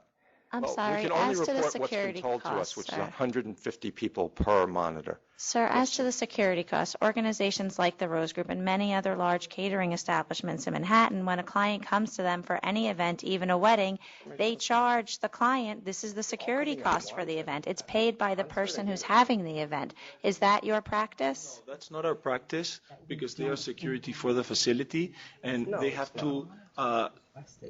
to take care of the facility, and that everything is according to the facility's standards and not according to the client's standards, who can have a misconception saying, I don't like this guy, I don't like that guy. And maybe the guy that the client is pointing out is the one that is creating problems. So the security has to be paid by the facility and has to abide by the rules of the facility. I understand that, but I'm saying when you sign a contract, if you go to the Rose Group, you want to have an event at their place, a wedding at Gustavino's, a wedding at 583 Park Avenue. When you sign your contract with them, there is built into it, this is the security cost, and they charge the client for the security cost. Is that the way that you we don't put the security cost as a separate item. We just have a lump sum for the space. We also provide bathroom attendants, and we don't say this is the cost for the bathroom attendants. We just provide them. Okay. That's why they want to do both the security and this. Well, let's clarify that, though. We should clarify that, because No, Commissioner Kim was still trying to get a hold on the clicker. Regarding the monitor, Commissioner Kim, you made numbers starting at $1,000. Let's say an average number of 200 events a year. Just to think, it's starting at $1,000, but it can scale up to $5,000-$6,000. So let's say an average number of $3,000 as per event. It's $600,000 a year. There's no way in the world, even with $1,000, it's already $200,000 a year, and it's something. The independent monitor somehow became what the license it could give us as a surplus for catering. But we didn't bring up the independent monitor, right? That was brought up by I'm trying to your clarify extensive your point. negotiations. You came up with the independent monitor. We didn't require the independent monitor.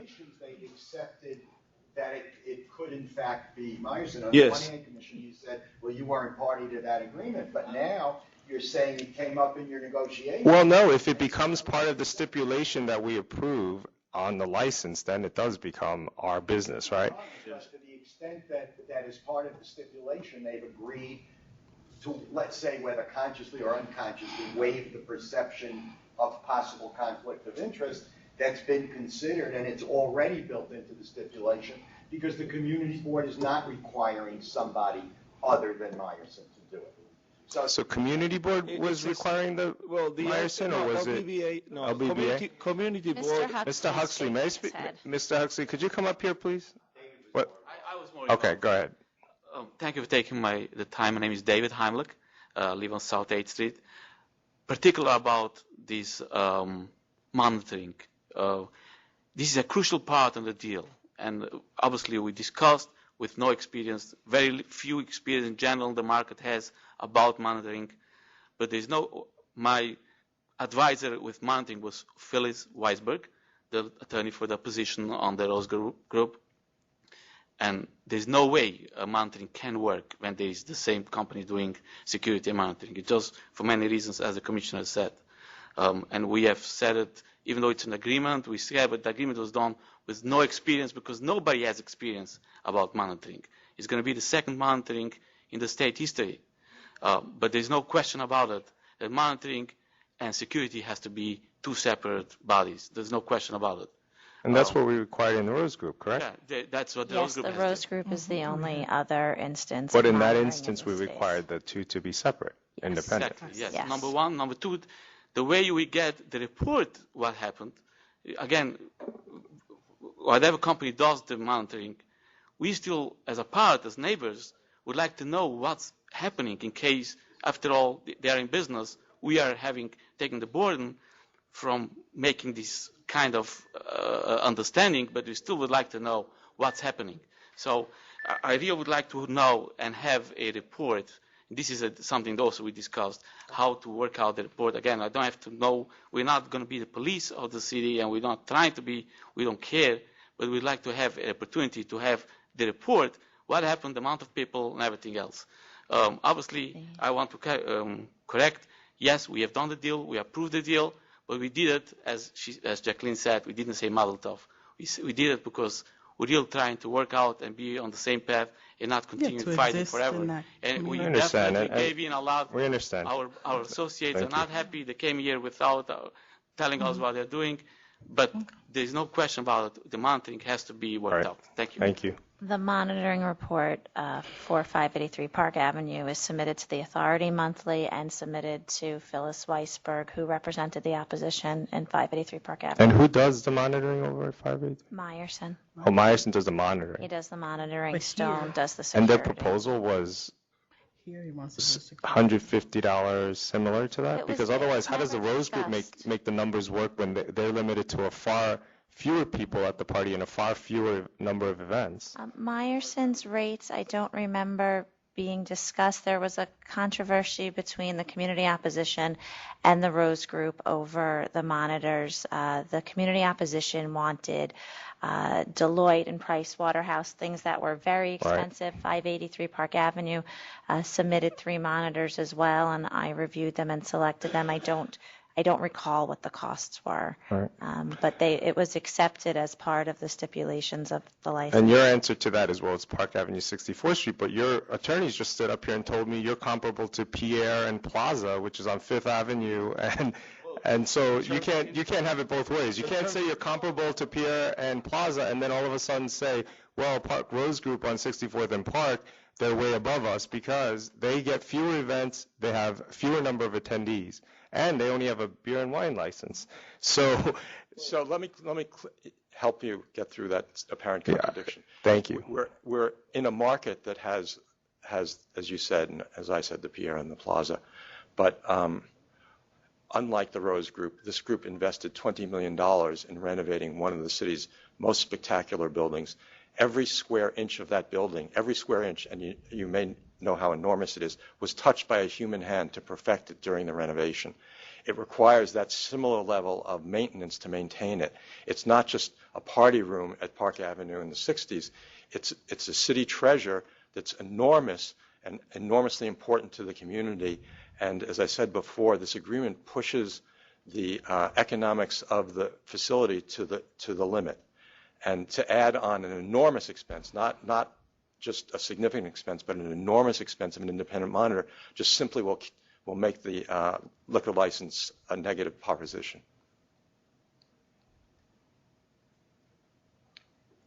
If the building is in the public interest, the agreement that's been negotiated with the community board in good faith. I just don't buy the argument that $2,000 an event for a 1,000-person event will break the budget. I've been part of organizing a 1,000-person event for a nonprofit organization, and I will tell you that $1,000 or $2,000 will not make it so that the business or the nonprofit event that we're holding, the gala, is unprofitable. So I think that's a little bit of a stretch. When you look at the effect overall of the economics, as Mr. Perez San Martin just described. So the profit margin is $2,000 for a 1,000-person event? It's hundreds of thousands of dollars each time, and there's a base. No. $2,000 for a 1,000-person event. You're telling me is a $2,000 profit margin? No, for a 1,000-person event, we said it would be $6,000. No, all right. Let's say $2,000 to $5,000. You're saying the profit margin is $5,000? You're considering the profit of the event, but you have to consider the profit of the facility because the cost of insurance, the cost of real estate taxes that we pay, all of that cost that Mr. Marcos has been pointing out over and over and over, that is not into the profit. No, that's of the a good event. point. That's a good point. So that's a valid point. It's very important that you understand that the fixed costs to this place are tremendous, are enormous. So we have to be very profitable per event to maintain the facility. And that's a valid point. I'm just getting a little tired of these kind of exaggerated kind of arguments, which really, the parking situation, using a proportional argument, saying that 2,000 or whatever this monitoring thing will make it so that it's untenable to have the liquor license. Let's all just talk within the realm of realistic possibility. If you start making those exaggerations, it's not going to help me in making an informed decision. That's all I'm talking to your attorney right now. That's him specifically. So that's all I'm trying to say. It's important to me to mention that in the negotiation, and you can read it through the stipulations, it's very clear. It says that the monitor would be the company doing the event security. That was part of the negotiations. And to go to these stipulations, we've spent hundreds of hours. It's 3 years probably that we've been through this liquor license process, or not 3, 2 years that we've been through these. And this is the product of many, many hours. And it integrates, the number of events integrates, it's all into the profit margins that we have projected, and it's not that we are making these decisions with zero experience. We've had 17 months of experience. We've done a ton of events. We've done events for 1,000 people. We've done events for 500 people. We've done events for the unlimited events up to 300 people, is because it's the result of seeing that there's no conflict. They were pointing out at Peter Luger. Peter Luger has the capacity for 300 people, but they do at least 6 shifts a day. We're just saying we're going to do 1 shift, or maybe 2 if it's possible. It's not really possible to do 2 events a day unless they are very small and there's not a lot of equipment coming in and coming out. So it's much, even I would say it's 80% possible that it's going to be most of the time 1 event a day. So we're saying just 1 shift of 300 people, and Peter Luger has 6-7 shifts a day. So how can that compare one to the other? So if you add on another 300, you're adding 7-8 shifts, right? So that's not necessarily the right argument. I don't want to go into that neighborhood, Sure. But what I mean is that this is the fruit of negotiations. This is very important, and we've considered the costs. And in order for us to pay for a monitor, which I agree, if they want to have reports every month of the people that attended, I'm providing one of the most integrity reputed companies to do that. And as I said, if we can share the costs, we can have a third party. And share the investment too, if you want. So that is where we have made an agreement, and the agreement has been approved by the community board. Understood. Thank you.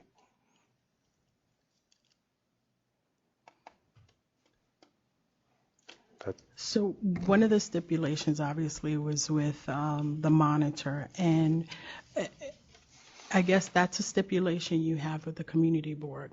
And it's up to the authority to have that part of, if you're approved, part of the license. My concern is the same. It's, actually having this individual organization do both services. It's a concern.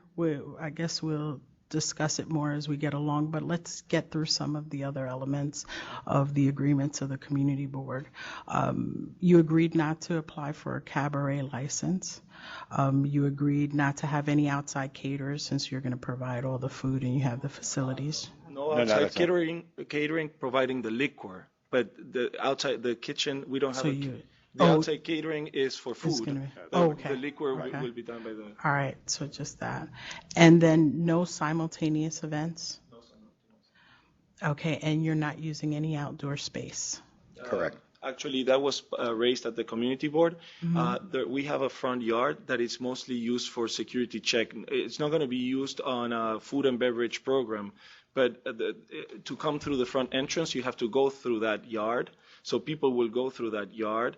And Tom Burrows, that is the co-chair of the... But there's no events. No. What about, I think there was a concern about tents, VIP tents? Yes, the tents that we put is that during the winter time, it's security check. This was actually 2 years ago. This was a recommendation by the co-chair, Tom Burrows, of the SLA committee of the community board.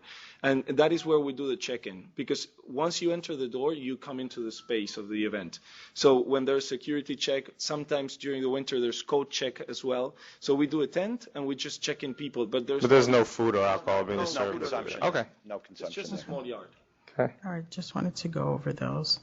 And the parking situation, how many lots do you have that's going to be in usage for events of 300 people, and the parking that you're going to use for up to 1,000 guests? So I have a contract with the city for a space where, right next to my facility, right at the back of my facility. That's for, I think, about 60 cars. 59 or 53 plus 6 temporary spaces, so it's like 59 cars. And then I have two other parking lots I have a contract with, that it's for 120 cars and 60 cars. Those are a block and a half away and 3 blocks and a half away. Where's this? What's the name of the one for the 120 spaces? The 120 spaces, it's on South 6th Street, almost getting to Kent. The name is Sherman Parking. And they have a license for 144 cars. And you have them contracted? Yes, yes. For every event, or is No, this... we do it per event. So whenever we are going to need additional parking. Do you base it on the number of guests you're expecting? Yes, that's all based on the Valec Parking Company makes through their standards. So they have that number of spaces available already, including their monthlies? Yes. On top of the monthlies, they have that many spaces. 120. It's a huge... And you're going to use them when your guests get to what number? You're going to use them when you have events of 500, 1,000? Commissioner Green, that depends on the type of guest. Type of event? Yes, the type of event, because, for example, the event we got the most cars in the year and a half we've been operating, it was 180 people, and that was a 500 people event. 180 cars for 500 people. Okay. So, and what kind of event was that? That was the 50th birthday party by Joe Sitt, that is the owner of Thor Equities. So there was a lot of cars that night. All right, and what's the third option? You said it was 60 cars or 60 spaces? Yes, that's I don't remember the Foursquare Management. That's the name of the company, and they are closer to us than Sherman. That's 1.5 blocks, or I would say maybe 2 blocks if you want to push it. Well, the one that's 120 that's the one on South 6 in Sherman? Okay, and this location with the 60 spaces is where? It's on South 6 as well, between Berry and White. Okay. It's almost the corner with Berry. And then another additional parking lot I have is I own the lot right next to my facility, where we can park another 40 cars, and we're planning on building a hotel in the future. So, but that is not going to happen at least for a year. So for the next year, I'm going to have those 40 car spaces, and then once the building is built, it's going to have at least 40 parking spaces underneath. So, but is your hotel going to have an event space? No. No. No, we already have an event space. Just a restaurant. Yes. All right, the next is the hours. The community board... I'm sorry, quickly on the parking. So there was concern raised today about valet parking on the street. Never, ever. So you're representing today you won't use your valet services to find street parking to take away parking from the community? The same way I selected Meyerson, I selected APC Parking Concepts. So they'll only be parking it in parking lots or on your lot? Yeah. Okay. It sounds even funny to me. Like I would never ever accept not to have control of my guests' cars. Okay. Hours. Sorry, go ahead. Okay. Hours. What concerns me is the proposal that was agreed on has a very influx of different hours, different days, and different times of the year. I want it clear that there's a specific days of the week for certain hours of operation. And what I was suggesting to Commissioner Kim is if we can do, one of my concerns is to have them operate and actually deliver and break down things, which would probably exceed to a certain hour in the evening after an event or the morning before. So I want to give you a little more time because I know the community board said 12:30. They wanted an end time. I was looking at Sunday, Monday, Tuesday, Wednesday, and Thursday, 1 a.m. And also Friday and Saturday till 2 a.m. for events, and whether you're going to require things to be brought in, that should either be done by closing time. If you're going to have to break down anything, and deliveries we'll talk about next. But for hours of operation, 1 a.m. and 2 a.m. closing. What, you're saying that is your proposal? I don't understand what that's my vote, but we'll get to that. What you need to agree on it. Commissioner Green, let me explain one important issue. Mm-hmm. When we do an event, at least the event ends. That's closing hours. The agreement says closing hours, no patrons inside. It takes half an hour to take the patrons out of the premises. So we have to. So that agreement considers the half. So the 12:30 closing is It's 12, without the end of the event. 12:30, no patrons inside. But 12:30 is without you having to close the event. I mean, have all your patrons leave. It takes place after 12:30. No. You're just end time? No, my end time will be at 12, so at 12:30 there's nobody inside. Okay. Okay, that's the agreement. And the hours. But you want to stay I guess if you have to break down anything or remove, you want to stay open that until has when? to be done. Yes, but that's not. You want to stay patrons. open until when? Well, depending on the size of the equipment that is inside. But I think once we get the Time. people out, I And think the that's what he's cleaning saying. time. Once you get everybody out, what's your end time? Well, it depends on if the next day I have an event, we have to start loading in by 7 in the morning. So. But we can't have your license say, based on the event, we The want to event- close at 1 or 12:30 or 2. event- Give me an end time. For the event? An end time that you can do all you need to do at an event, whether it's 1,000 people, 500 people. What's your end time? You want to close every day at what time? Commissioner? I don't understand. Hours are just I open to understand the the public. question, but Yeah. historically here, even the state hours, when there are no stipulations, it just means there can't be any consumption beyond that hour. Yes, That's all the law I'm just goes. trying to figure out what he wants to Yeah, operate. I know, and he will, but the law never has ever spoken to Correct. any hours. First, it doesn't even apply to hours that you could have people in there. Cleaning. Even customers, as long as there's no consumption of alcoholic beverages.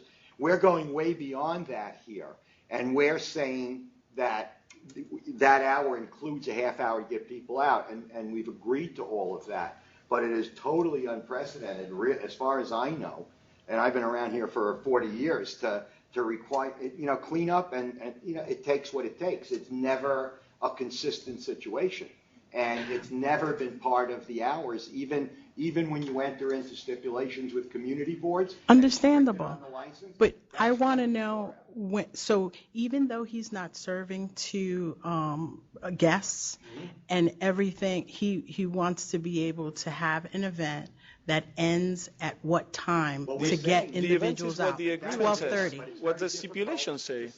We're even going beyond, and we're saying, what the law says, because the law only goes to alcohol consumption hours.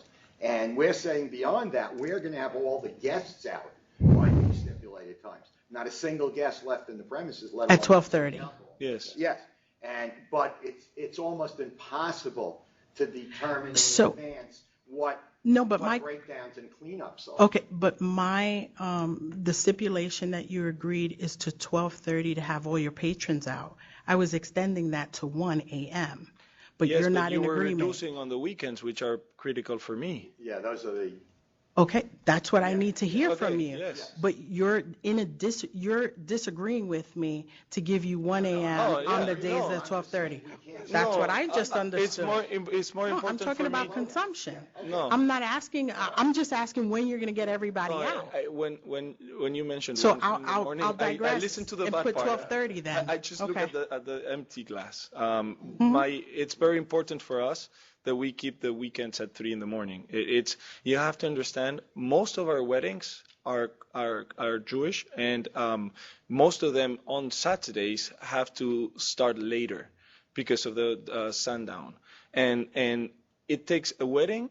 It has half an hour for people to arrive On until Saturday. Yeah, this time of year. Well, no. I usually go on Sunday. As a Jewish bride at Cipriani's, my cocktail hour started at 8, ceremony started at 9, party after Yes. that. And you went till 2? And did We you get went the married whole in the time, summer? Commissioner You married in the summer? Labor Day weekend, Labor yes. Day weekend. Okay. So weddings take no less than 5 hours of event plus 1 hour of ceremony, so 6 events. Some of them want to extend and they do extra Okay, hours. so let's take the Jewish weddings out of it. What about other events? Just took out half the brides in New York City. No, I'm saying maybe we make an exception for the Jewish weddings.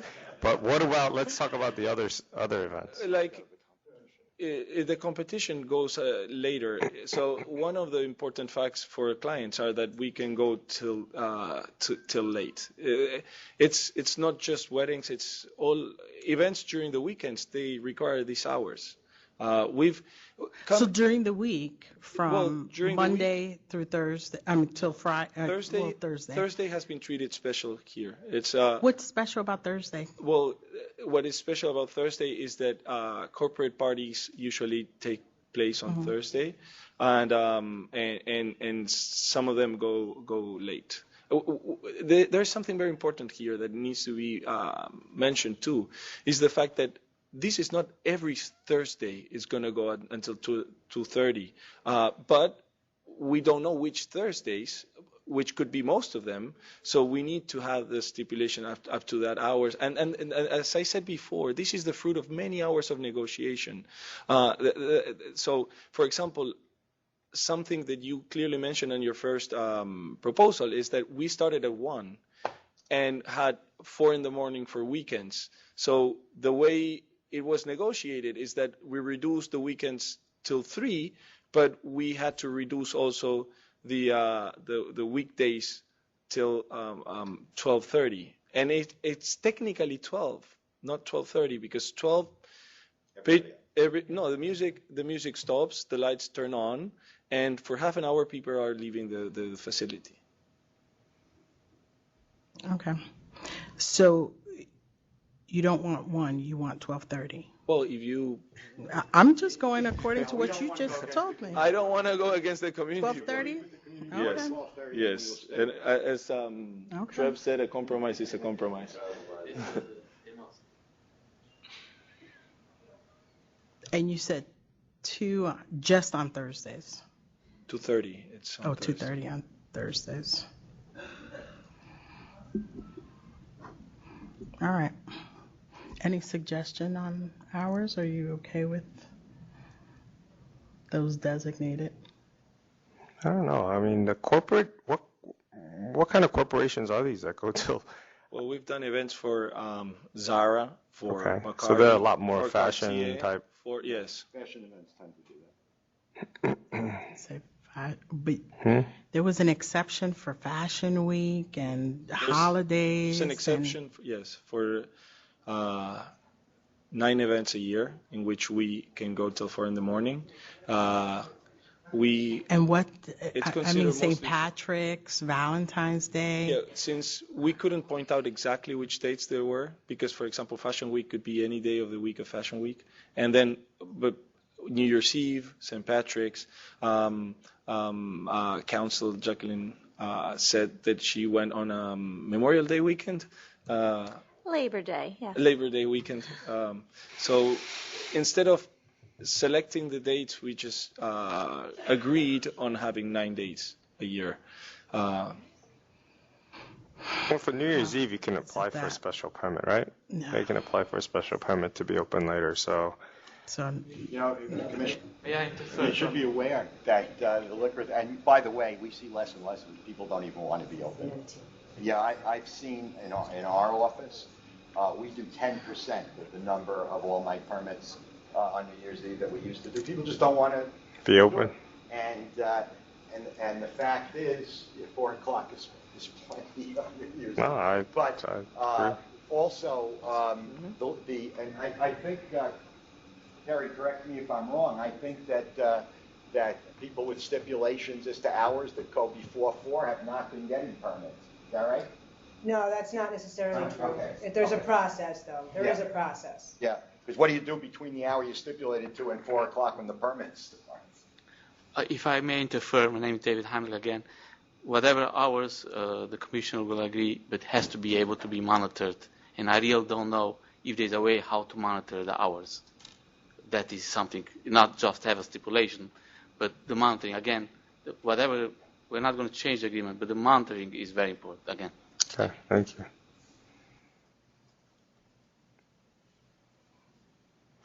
And, so 2:30 on Thursdays is the closing time, so patrons will leave by 2?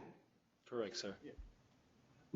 Oh, no, wait, no. Patrons have to be out by 2:30, The right? music The will event stop close by 2 and the lights will be on and Right, people right. will... But they need to be out by 2:30. 2:30. The community board's agreement was 2:30. Yes. So 2:30 for just Thursdays, but 12:30 from Monday, Tuesday, Wednesday. And for your 3 a.m., does that include, I don't have it in front of me, is that Friday and Friday, Saturday. Saturday? Not Sunday. Not So Sunday. Sunday is the 12:30? Okay. So yes, 12:30 for Sunday, Monday, Tuesday, Wednesday, Thursday, 2:30, and Friday, Saturday at 3.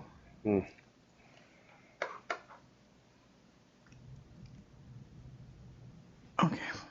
Any other questions for that one until we move on to the actual number of events? So we're not finalizing Yeah, it. We're just processing the yes. information right now. Okay. I just want to get Sure. exactly what Okay. your Got it. agreement is. Okay, for the events, I know the community board said unlimited 300 guests events. I'm not comfortable with the unlimited. If you say you're only going to have, on whole, you'll have 1 or 2 events a week, that's pretty much what you had mentioned. No, I never said that. Well, so you're planning on having an event, on average, how many times a week? When you say I'm planning my projections, my ideal projections, Every throw day. at least 200 to 250 events a year, like as a normal point. Well, my normal point would be 150 events a year. And I have them broken down according to the number of guests you're going to have. My concern is that this location, although you've restored it, it's impeccable from what you've described. This community still had opposition based on the amount of people that you're going to have there. And I think especially the limit of 1,000 people for your events needs some limit. You just can't have 35 events up to 1,000 people. I don't find that, even hearing some of the opposition that's come before us every time we've had this on our calendar, taking into consideration residents who do not have a vote or did not attend the community board as well as the lower Broadway meetings, I think there has to be some restriction on your events, at least for the method of operation you have to encompass. You want to do over 1,000, right? Your max would be Commissioner Green, 1,068. I understand your point. I respect 100% your point. But some people came in opposition. We've submitted a lot of people came in support as well. They never raised any issues. People that live directly across the street came in support and raised no issues at all. We also had 600 petition signatures from neighbors of the direct immediate neighborhood. And almost equivalent in opposition as well. Yes, but the same way that there was opposition and there was a compromise, and this is the result of a compromise, and it was with the Lower Broadway Association, that it's the organization that lives in the direct neighborhood, and then it was there was. We didn't get opposition from outside the neighborhood. No, and then it was approved by the community board. So what I don't understand is, if those numbers are the result of a negotiation, why does it need to be changed? Because we're not here to just rubber stamp whatever happens, and I'm right? not saying If that. that's what you want I us to agree. do, and I you're agree. saying that by us not doing that, you don't understand, then I think... And one of the concerns I have, too, is that this is a place that did not have a type of catering establishment that would accommodate so many people. So the impact to that community, really, based on the study that you conducted, was over a small amount of events. You said, 33? And now we're projecting 250 events over the year. So the impact that you made these studies on is such a small number of events, and we only had a few that actually encompassed 1,000 guests. So making that projection over 250 events over the majority of a year, I think the How do you come up with the impact 250? will be different. How do you come up He with just told me he was projecting 250 Oh, events I over see. the course of a year. As an example, on the unlimited 300-person events, it seems to me that that's approximately the same size as Peter Luger's down the block. All right, so now you're 2xing it. You're doubling it. No, but you're getting 300 people in there, 5-6 turns a day. Right. We would be doing it once a day. Or twice. They fill 300 people every day of operation in Peter Luger's? What we're asking you to understand is that there are economics to this and a huge investment and a huge cost to each event and huge fixed costs.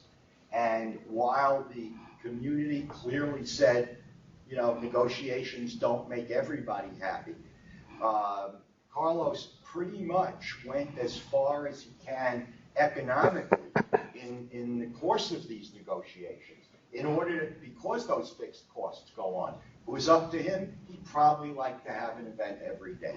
He's not. He's limiting himself. But you can, because How it's is he limiting unlimited himself? 300. How is he limiting himself? Unlimited up to 300 means, for example, theoretically, he could do 2 a day under 300. That's 730 events plus the 35 and the 110. So I let's. can agree to Excuse tell me? you that it's one event a day. Limiting the large parties as he can. And with the 300, he knows he's not going to book an event every day. I could just So then, I know that I'm not gonna. I know I'm not gonna do 2 events a day unless it's the same client. That it's one event broken down into 2 or 3 times because there's press event and then it's the client's event and it's kind of divided into phases. But if that is what needs to be compromised, it's 1 event per day. But it's 1 event a day for individuals under 300. That's not even including the ones up to 1,000. You want the max number that the community board proposed, right? From 500 to 1,000? The events with less than 300 people are no impact. Are really have So then you can come down on that number if there's no impact. No impact on the community, on the neighborhood. So that's why they were really not. There's no impact if you're saying there's no impact on the community if you had an event less than 300 people every day. Okay, we could for define. 360 we could define days. Instead of 300. No, but I'm saying, you just said, if you unlimited had one every day, there's no impact to that community if it's less than 300 guests, if you had 365. Can I clarify that? The experience, we would suggest that you look per event, because the experience and the traffic study and the parking facilities are all designed to serve the capacity of an event. And so although there have been 33, each event has had no impact. And so if you have 60, each event will still have no impact. If you have 300, each event will still have no impact. That's what the traffic study is based on. The streets are the same streets. But that's for one event, but you can project. Every single event. You can actually project that you can have 2 events a day. Well, right? Right. But you're saying that you're never going to have 2 events a day? Yes, I'm saying that. Okay. Unless it's the same client with 2 different faces. No, but you can't give me either or. It's either no, you're never going to have 2 events a day. What do we call it? I'm not going to have 2 clients a day. One client, it's one event. It's one event, a longer event. I'm okay with that because as long as there's no I'm setup not getting, and breakdown. I'm not clear. You're saying that you can have one event, right? But it will be, no, actually, you're going to have 2 clients or 1 client. One client per day. And just per day. Yes. And when you say that it's a possibility that you can have 2 events, but for 1 client, what do you mean? The clear example would be the event that we did for Nike, the day of Valentine's Day, that they invited first a group of press that was up to 500 people, and then they cleared 200 people, for the press, and then they cleared the facility of press, and a group of kids of I think 16-year-olds. It was no drinking, no liquor serving, but to promote their sneakers, and it was 1,000 people event. Okay, and it was so on the same date. Can you? What if you had a client as a corporate client that was having 2 events that day for 1,000 people? You can accommodate them. that's only one client, but you're having one of, Yes. two separate Yes. events. But I think that would count towards their limit. Yeah, each one would count towards the limit. But just to clarify the point, the streets are the same streets. The parking capacity, the operations will always be the same. And it's been shown that that can handle an event of the sizes that are shown here. So the number of events are less relevant than making sure that no event causes an adverse impact. And the system is in place to do that, and that's been demonstrated. What was the number for the events of over? I remember, Mr. Brzezinski, you said that the maximum occupancy was 567. That's under the current C of O, but they have proper systems and ingress and egress, or egress, they're not, ingress is not important, to be able to get temporary public assembly permits for something over 1,000. And they've done that beyond the C of O when they've had events that go beyond the C of O. Building department, fire department pass on it because they do have sufficient safety systems to accommodate that many. And in fact, I believe that at some point there, without any changes to the physical structure, the C of O could be amended to do that because the safety systems are there to accommodate that. Why would you not amend the C of O to accommodate? We're going to amend it. Okay. Yeah, because every time they get a TPA, they need new inspections, even though nothing changes, and it costs thousands and thousands of dollars to do it. So at some point, it's going to be economically necessary to just change the C of O. And it won't require any modification and touching the premises. They have sufficient safety for that now.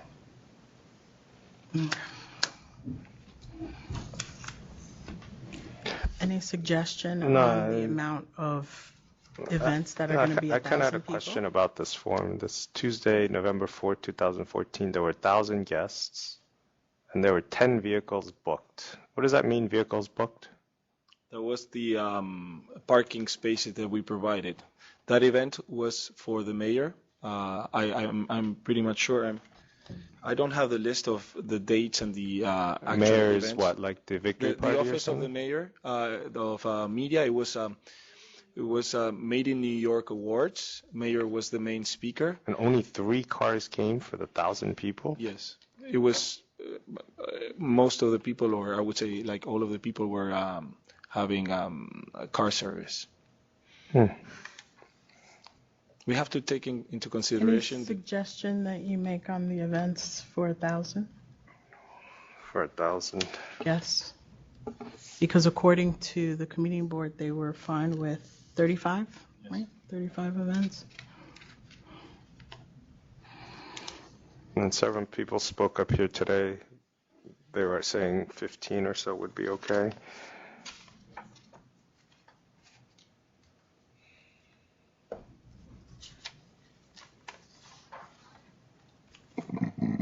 And it was 35 between up to 547, I believe.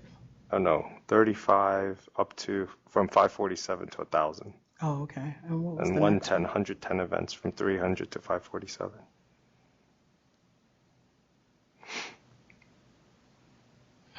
I'm concerned about having all those events for 1,000. I would like to see, at least for the first year of operation, at least a max of 10 for the 1,000. How many did they have previously? They've had 1, 2, 3, 4? But that's only for 8 months. 6 for 8 months? Yeah, I don't have the full one. No complaints filed. Even with the people who are voicing fears over those numbers, you haven't heard one of them say that at any one of these Sure, events, but they had a problem. you would actually be able to have one event every week of 1,000 people, right? 35. Oh, okay, a little less. It's 52 weeks in a year. So But again, the question is, what is the damage to that, and is that in the public interest or not? we'll And see. the We'll history- see in a year. But it's not a question we'll see in a year, respectfully, because we have seen it in a year. There have been 6 of those events, and there has 6 not events. There's not been a specific See, complaint. that's even a better number. There's not been a specific complaint. But there hasn't been a There hasn't been a I know, complaint. but that's even a better number if we're going on your analysis. First year of operations, and there hasn't been a complaint registered with any government agency, with True. any elected official. True. And the people who have spoken to you in opposition suggested lower numbers have done so only on conjecture and speculation. That's without not accurate. But People it's came here traffic. the first day with pictures of this And is so what the let me- traffic let me was explain like. that, because You're the- just saying a blanket statement, Okay, though. but let me respond to that, because you're absolutely right. There were two specific things that were said. One was a gentleman came with a picture of a specific event showing backup, traffic backup. In fact, we've submitted a video for the entire event that shows there wasn't a traffic backup. And the gentleman who spoke at the hearing said he took the picture at 8 p.m. The event in question, the event that was held that day, was the Brooklyn Public Library event, which started at 6 and ended at 10. And so a picture of traffic at 8 is utterly irrelevant to the operation of the facility because everybody was in there by 6. It was a benefit. And so 8, it was simply a picture of traffic in the neighborhood. And in two ways, it's been refuted by documentation, the nature of the event and the time of the event, and a video that was submitted to you of the entire traffic situation throughout that event. So that was one situation, but it doesn't bear validity. And I would suggest that you shouldn't base the entire documentation the entire decision based on that bit of history. And then the other specific discussion was a woman who testified last time who said she lived across the street and experienced problems. You've heard also the woman who is the president of that condominium say that she hasn't experienced any problems. But more importantly, you have letters from 60 residents of the block, of the exact same block, saying that they have not experienced any problems and endorse this. So in that regard, the vote is 60 to 1. And so there really isn't any credible evidence that there have been any problems. And that's in addition to the My point is 35 you're and the just 1. making blanket statements that I But- don't think are accurate, Well, but- and you shouldn't do that. I appreciate the concern, but we don't see in the record anything other than It hurts your speculation. credibility when you make the blanket statement Okay. that you concede And then isn't plus correct. to those. I'm not That's sure. the point. I can't identify in the record the 110 and evidence the that it's not 35. correct, but if there is, that's appropriate for you to consider. I don't see Then that that would be evidence That's more in than the 2 record. events a week. For instance, the gentleman today spoke about a completely other facility. All the discussion in opposition today was utterly speculative. 110, 145. Projected in a year, how many events, no matter what the number of guests? You said 250? And that's with the 110 for those events over, or I guess close to 500, and then the ones over the 500 to 1,000. That's in addition to, right? So 250, 110, and 35 It's 250 overall. total. Yeah, so it's 145 plus That's 105, 100. So, Wait, but 250 events for the year. this is based on projections, first and foremost. It's based on projections, but it's a combination. So it could be that we do 35 of the big events, but then none of the medium events and all of the small events. This is a way in which once you grow on one, you can come short on another one. So it's. All right. We're going to go into executive session, and now that we have, I guess, the final Let me do a little math. number, here. I just had a question for council, one on the monitoring. All right. I'd like to go over that. 40. You have a question before we go into executive? No, give me 1 sec. I just want to do this quick. Oh, I forget. Yeah, your mobility is limited. All right, let's go. All right. Just trying to calculate it out. All right. Oh, that's okay. Thank you, though. Appreciate that. Need some help? I just probably need to go down there. I think I can go down that way. Actually, I think I can go down there. Commissioner Green, Yes. are you going into the executive conference room? Yes. Okay, I'm going to go into the Albany full board room. Okay.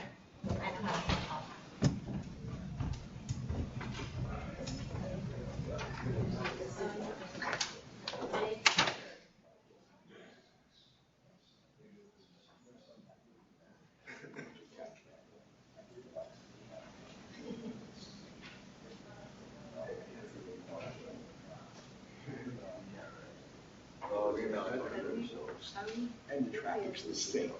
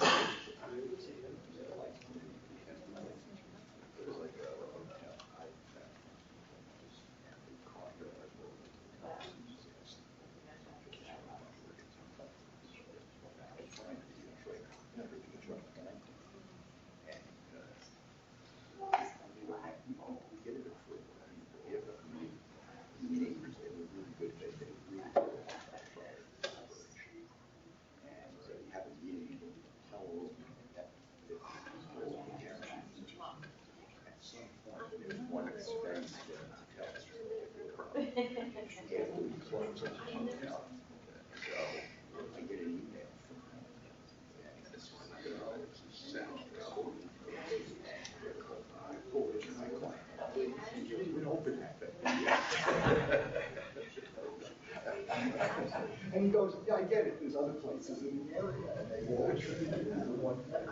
These are nice buildings, good faith. They really will protocol about the fire operations.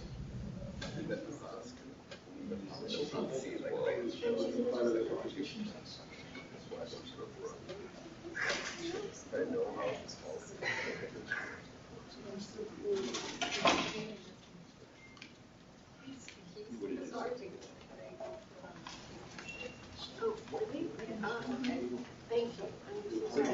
I was hoping, I tried to fill in a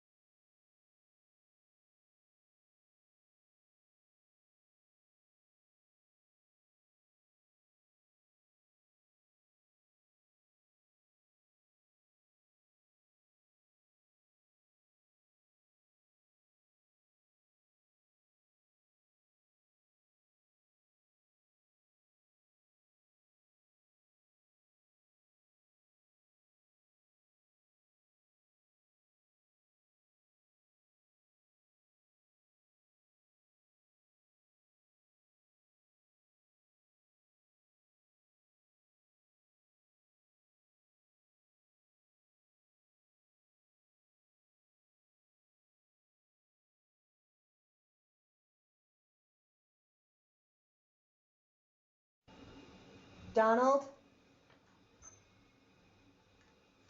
Yeah. Can you do me a favor and have Jackie Flug or Commissioner Green call me at Kim Chacon's number immediately? Sure. Thank you.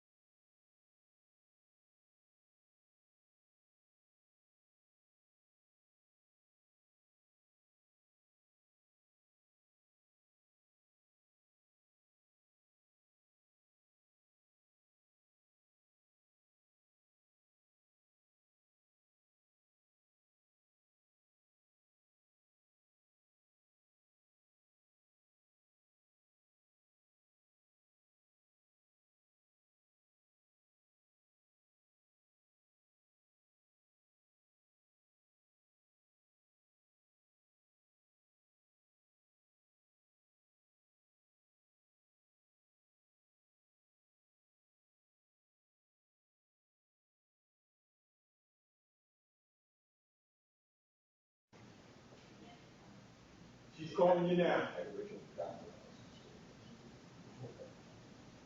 She's calling you now. Okay, I don't need them anymore, but that's okay. Debbie will tell them. Thank you. Okay.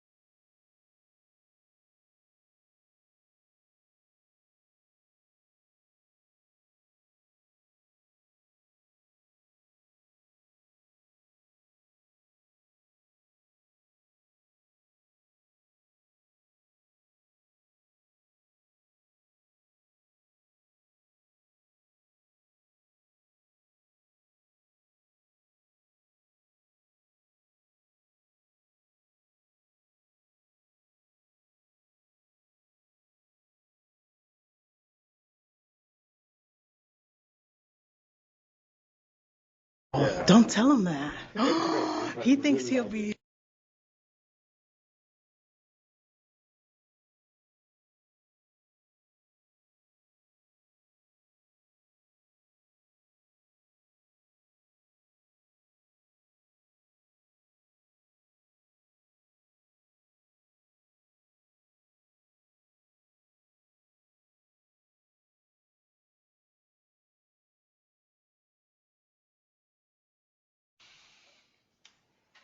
Okay, back on the record.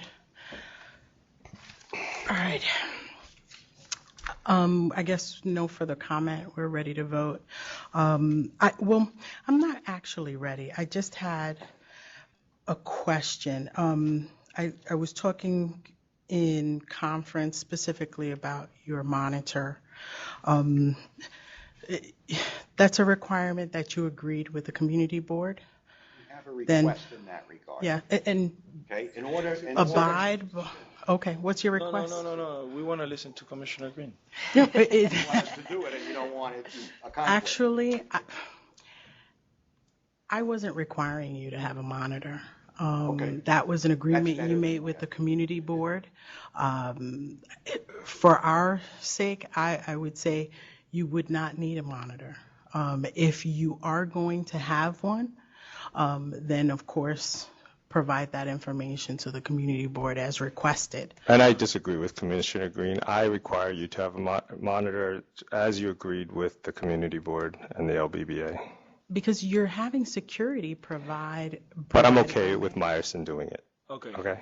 Because of the prohibitive costs that you represented today, which I'm going to research now how to click, because if it's $150 an hour, I'm going to get a part-time job there. So, but the 6th person for an event like this, that to me is a little bit exaggerated, I think, but I'll talk to the experts myself and figure it out. My instance of saying that you don't have to have a monitor, I can understand where they came in and they suggested them to be a monitor, but going forward, it's not something that the board requires. It was a specific event, which was in Rose Group, that we had a monitor assigned. How you're being required to have a monitor, how that's come about, it's not something for our benefit. The community chose to have it. I think it's something that's adding an additional requirement to you to comply with. But for our benefit, if you're saying you're keeping it to a specific number, we can always go in and check. Yes. You're responsible to maintain that record. And so that's why the monitor, that's a choice that you've made to comply with the community board.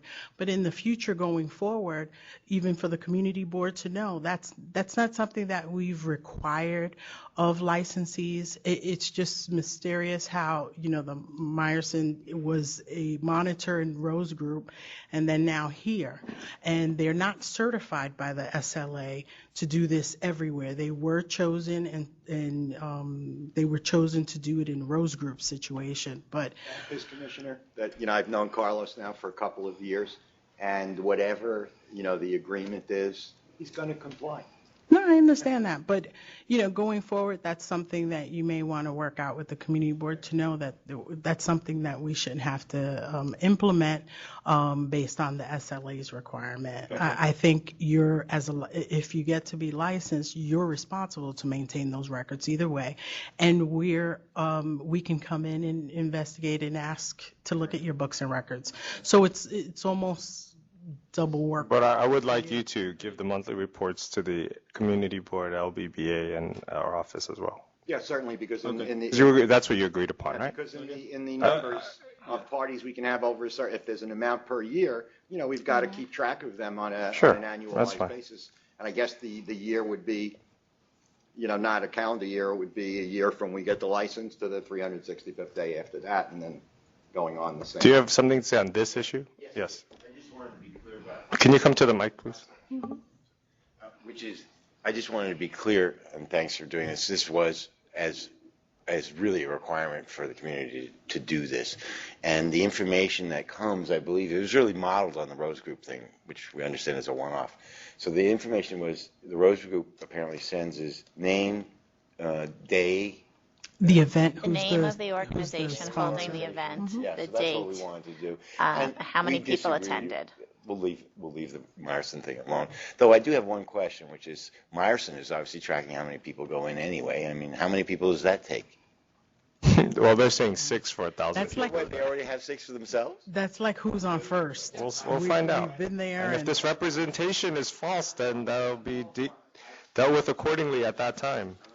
You know, typically in catering, you do keep some kind of track because people, for the most part, Sure, are paying by sure, their head. sure. They're not paying for Sure. the Yeah, drink that's over why the bar. that's an operation that you normally would conduct, but now No, you have another contract They to deal with. monitor, Commissioner Green. I agree with you. It's not necessary because we are going to comply you with, have to do it with the already. agreement. But it was a very important requirement for them, and I said that I could accommodate that as long it doesn't is another cost for me. If it's an additional cost, I can't. So what I can't do is disclose the name No, of the... we're voting. We're in the process of voting. I can't so- disclose the name of the Wait, client. I want to finish hearing what he's saying. I don't want to disclose the name of the client. I want to reserve, we can say the day of the event, the amount of people, the hours, but I want to keep the reservation because there are some clients that make us sign no disclosure agreements where I can't disclose the name of the client. So that Well, is how the monitor is going to keep track of Numbers we can. the date, the numbers, and the not hours, put the name. Well, that's a tricky one. What's the difference, really? We don't say Well, there's the a name big difference because it helps with verification. For example, when we had another instance like that and we knew the charity organization that was named, I looked it up and you can find how many people they said tickets were sold to on their website. They're very proud of it. Yeah, they're very proud of it versus how many were claimed were actually in attendance. And can be discrepancy, but there has to be some disclosure. I understand there could be There's a clients. problem, I can disclose it, but I don't want to be Right. reporting 12 EBA every month. So the name of my to client. us, then maybe you can Yes. disclose it. To them, you can just give them the date and the numbers. Yes, Is that good? yes, Okay. that's good for And okay. I understand you have the ability to keep it confidential from FOIL requests. No. It would be FOIL. I'd Isn't have it to litigate FOILable? it. No. I thought you do have, isn't there a section of your application that can be designated? Stuff that's confidential information. There's a long list of exemptions of things that are exempt from FOIL, but this wouldn't be one of them. But at the same time that you have this confidentiality agreement, we have the right to inspect your books and records at Yes, any of time course. and Yes, see that. yes, So yes. that would trump your confidentiality agreement. Result of an investigation, Yes. that can be confidential. If we're submitting it to you like we would anything part of an application that is subject to FOIL, you could disclose it. But if it's part of an investigation, you can keep it confidential. I'm okay with Mr. Kim's statement that we will disclose it to SLA, but To not the SLA. Okay. All right. As for, we'll give you the hours of operation that you've agreed on. I agree with that. Which is like you said, the 12:30 from Sunday to Wednesday and 2:30 on Thursdays, Friday and Saturday till 3 a.m. We'll approve those. I don't know were you okay with the hours? Yeah, I'm okay with the hours. I'm also okay with the 9 days per year when you can do the 4 a.m. 4 closing. a.m. As well as the number of events. The 110 that you agreed on with the community board, that's for the 300 to 547 people. The community board agreed for 35 events up to 1,000. I would like to reduce that to the 26. It would be about one every week instead of the Every 30, other week, one every other week, rather than every week, almost every week. So, but with concessions that, if you're operating fine, no issues within a year, come back and ask for more. We've done that in the past. And being that you've already had a year pretty much under your belt, now you're expanding to much more events that you can have. I'd be more than happy in a year. Come back and ask for more events. All right. So, and then the remainder, we have a total of 250 a year, and the remainder would be for 300 under. Also, 300. you project 250 events, right? Currently, this agreement says unlimited events per year up to 300 people, which means if you had 2 events per year, just theoretically, you could potentially have 730 events a year, right? Well, the way this agreement's written, I know realistically you're telling me practically it's not going to happen, that it's probably only going to be 250 events total, in which case, from our point of view, to save the community board a little bit from themselves in this case, I think, and from the residents who did express concern about the frequency of events, I think starting out with 250 total events for the year, but I'm also in agreement that it's 110 events up from 300 to 547 people, 26 events, 547 to up to 1,000 people, and then that leaves you whatever the remainder is for up to 300 people. And, you know, the hours before, too, I agreed with because of, you know, you made a good point about the Jewish weddings and sundown and Sabbath as well. So You could thank council for that one. so I think that's my vote. May I ask you a question? Sure. What was agreed is that, let's say we did, in the community board agreement, it says that we would do, let's say we do 30 instead of 35. Those remainder 5 could go to the category below. So the 110 events could go to 115 events if we were not doing, you understand what I mean? Okay, yeah, that makes sense. That's fine. That's reasonable. That's fine. Okay. Yeah, that's fine. And then there's another point. So that means that, though, you realize 250 minus the 110 and the 26, so 136. So that means you can have 114, up to 114 events, up to 300 people, right? Yes, That's or I could have I could have 250 and none of the rest if that was the case that Sure. my clients asked Sure. for that year. You can always go category lower, up to 250 events total for the year, Just not as opposed to the 250. 730 events that could have happened according to this agreement, theoretically. I have another question. Sure. When you mentioned the hours, there's a very important part in the agreement that November and December are holiday parties, that it's very important for us, and the hours change. If you look at the hours of operation during the week, it goes later. So that is very important for us. And that was agreed with the community board, and the community board had no problems. For 4 a.m. for the 2 No, months? 2 a.m. It's 2 a.m. Oh, 2 a.m. for the... on the weekdays. So it's actually 1:30 plus 30. So the event would end at 1:30. The music. I'm fine with just for the months of November and December. They're adding. December, I understand more. What, November? Well, November was our busiest month. Do you want to keep it to a limit?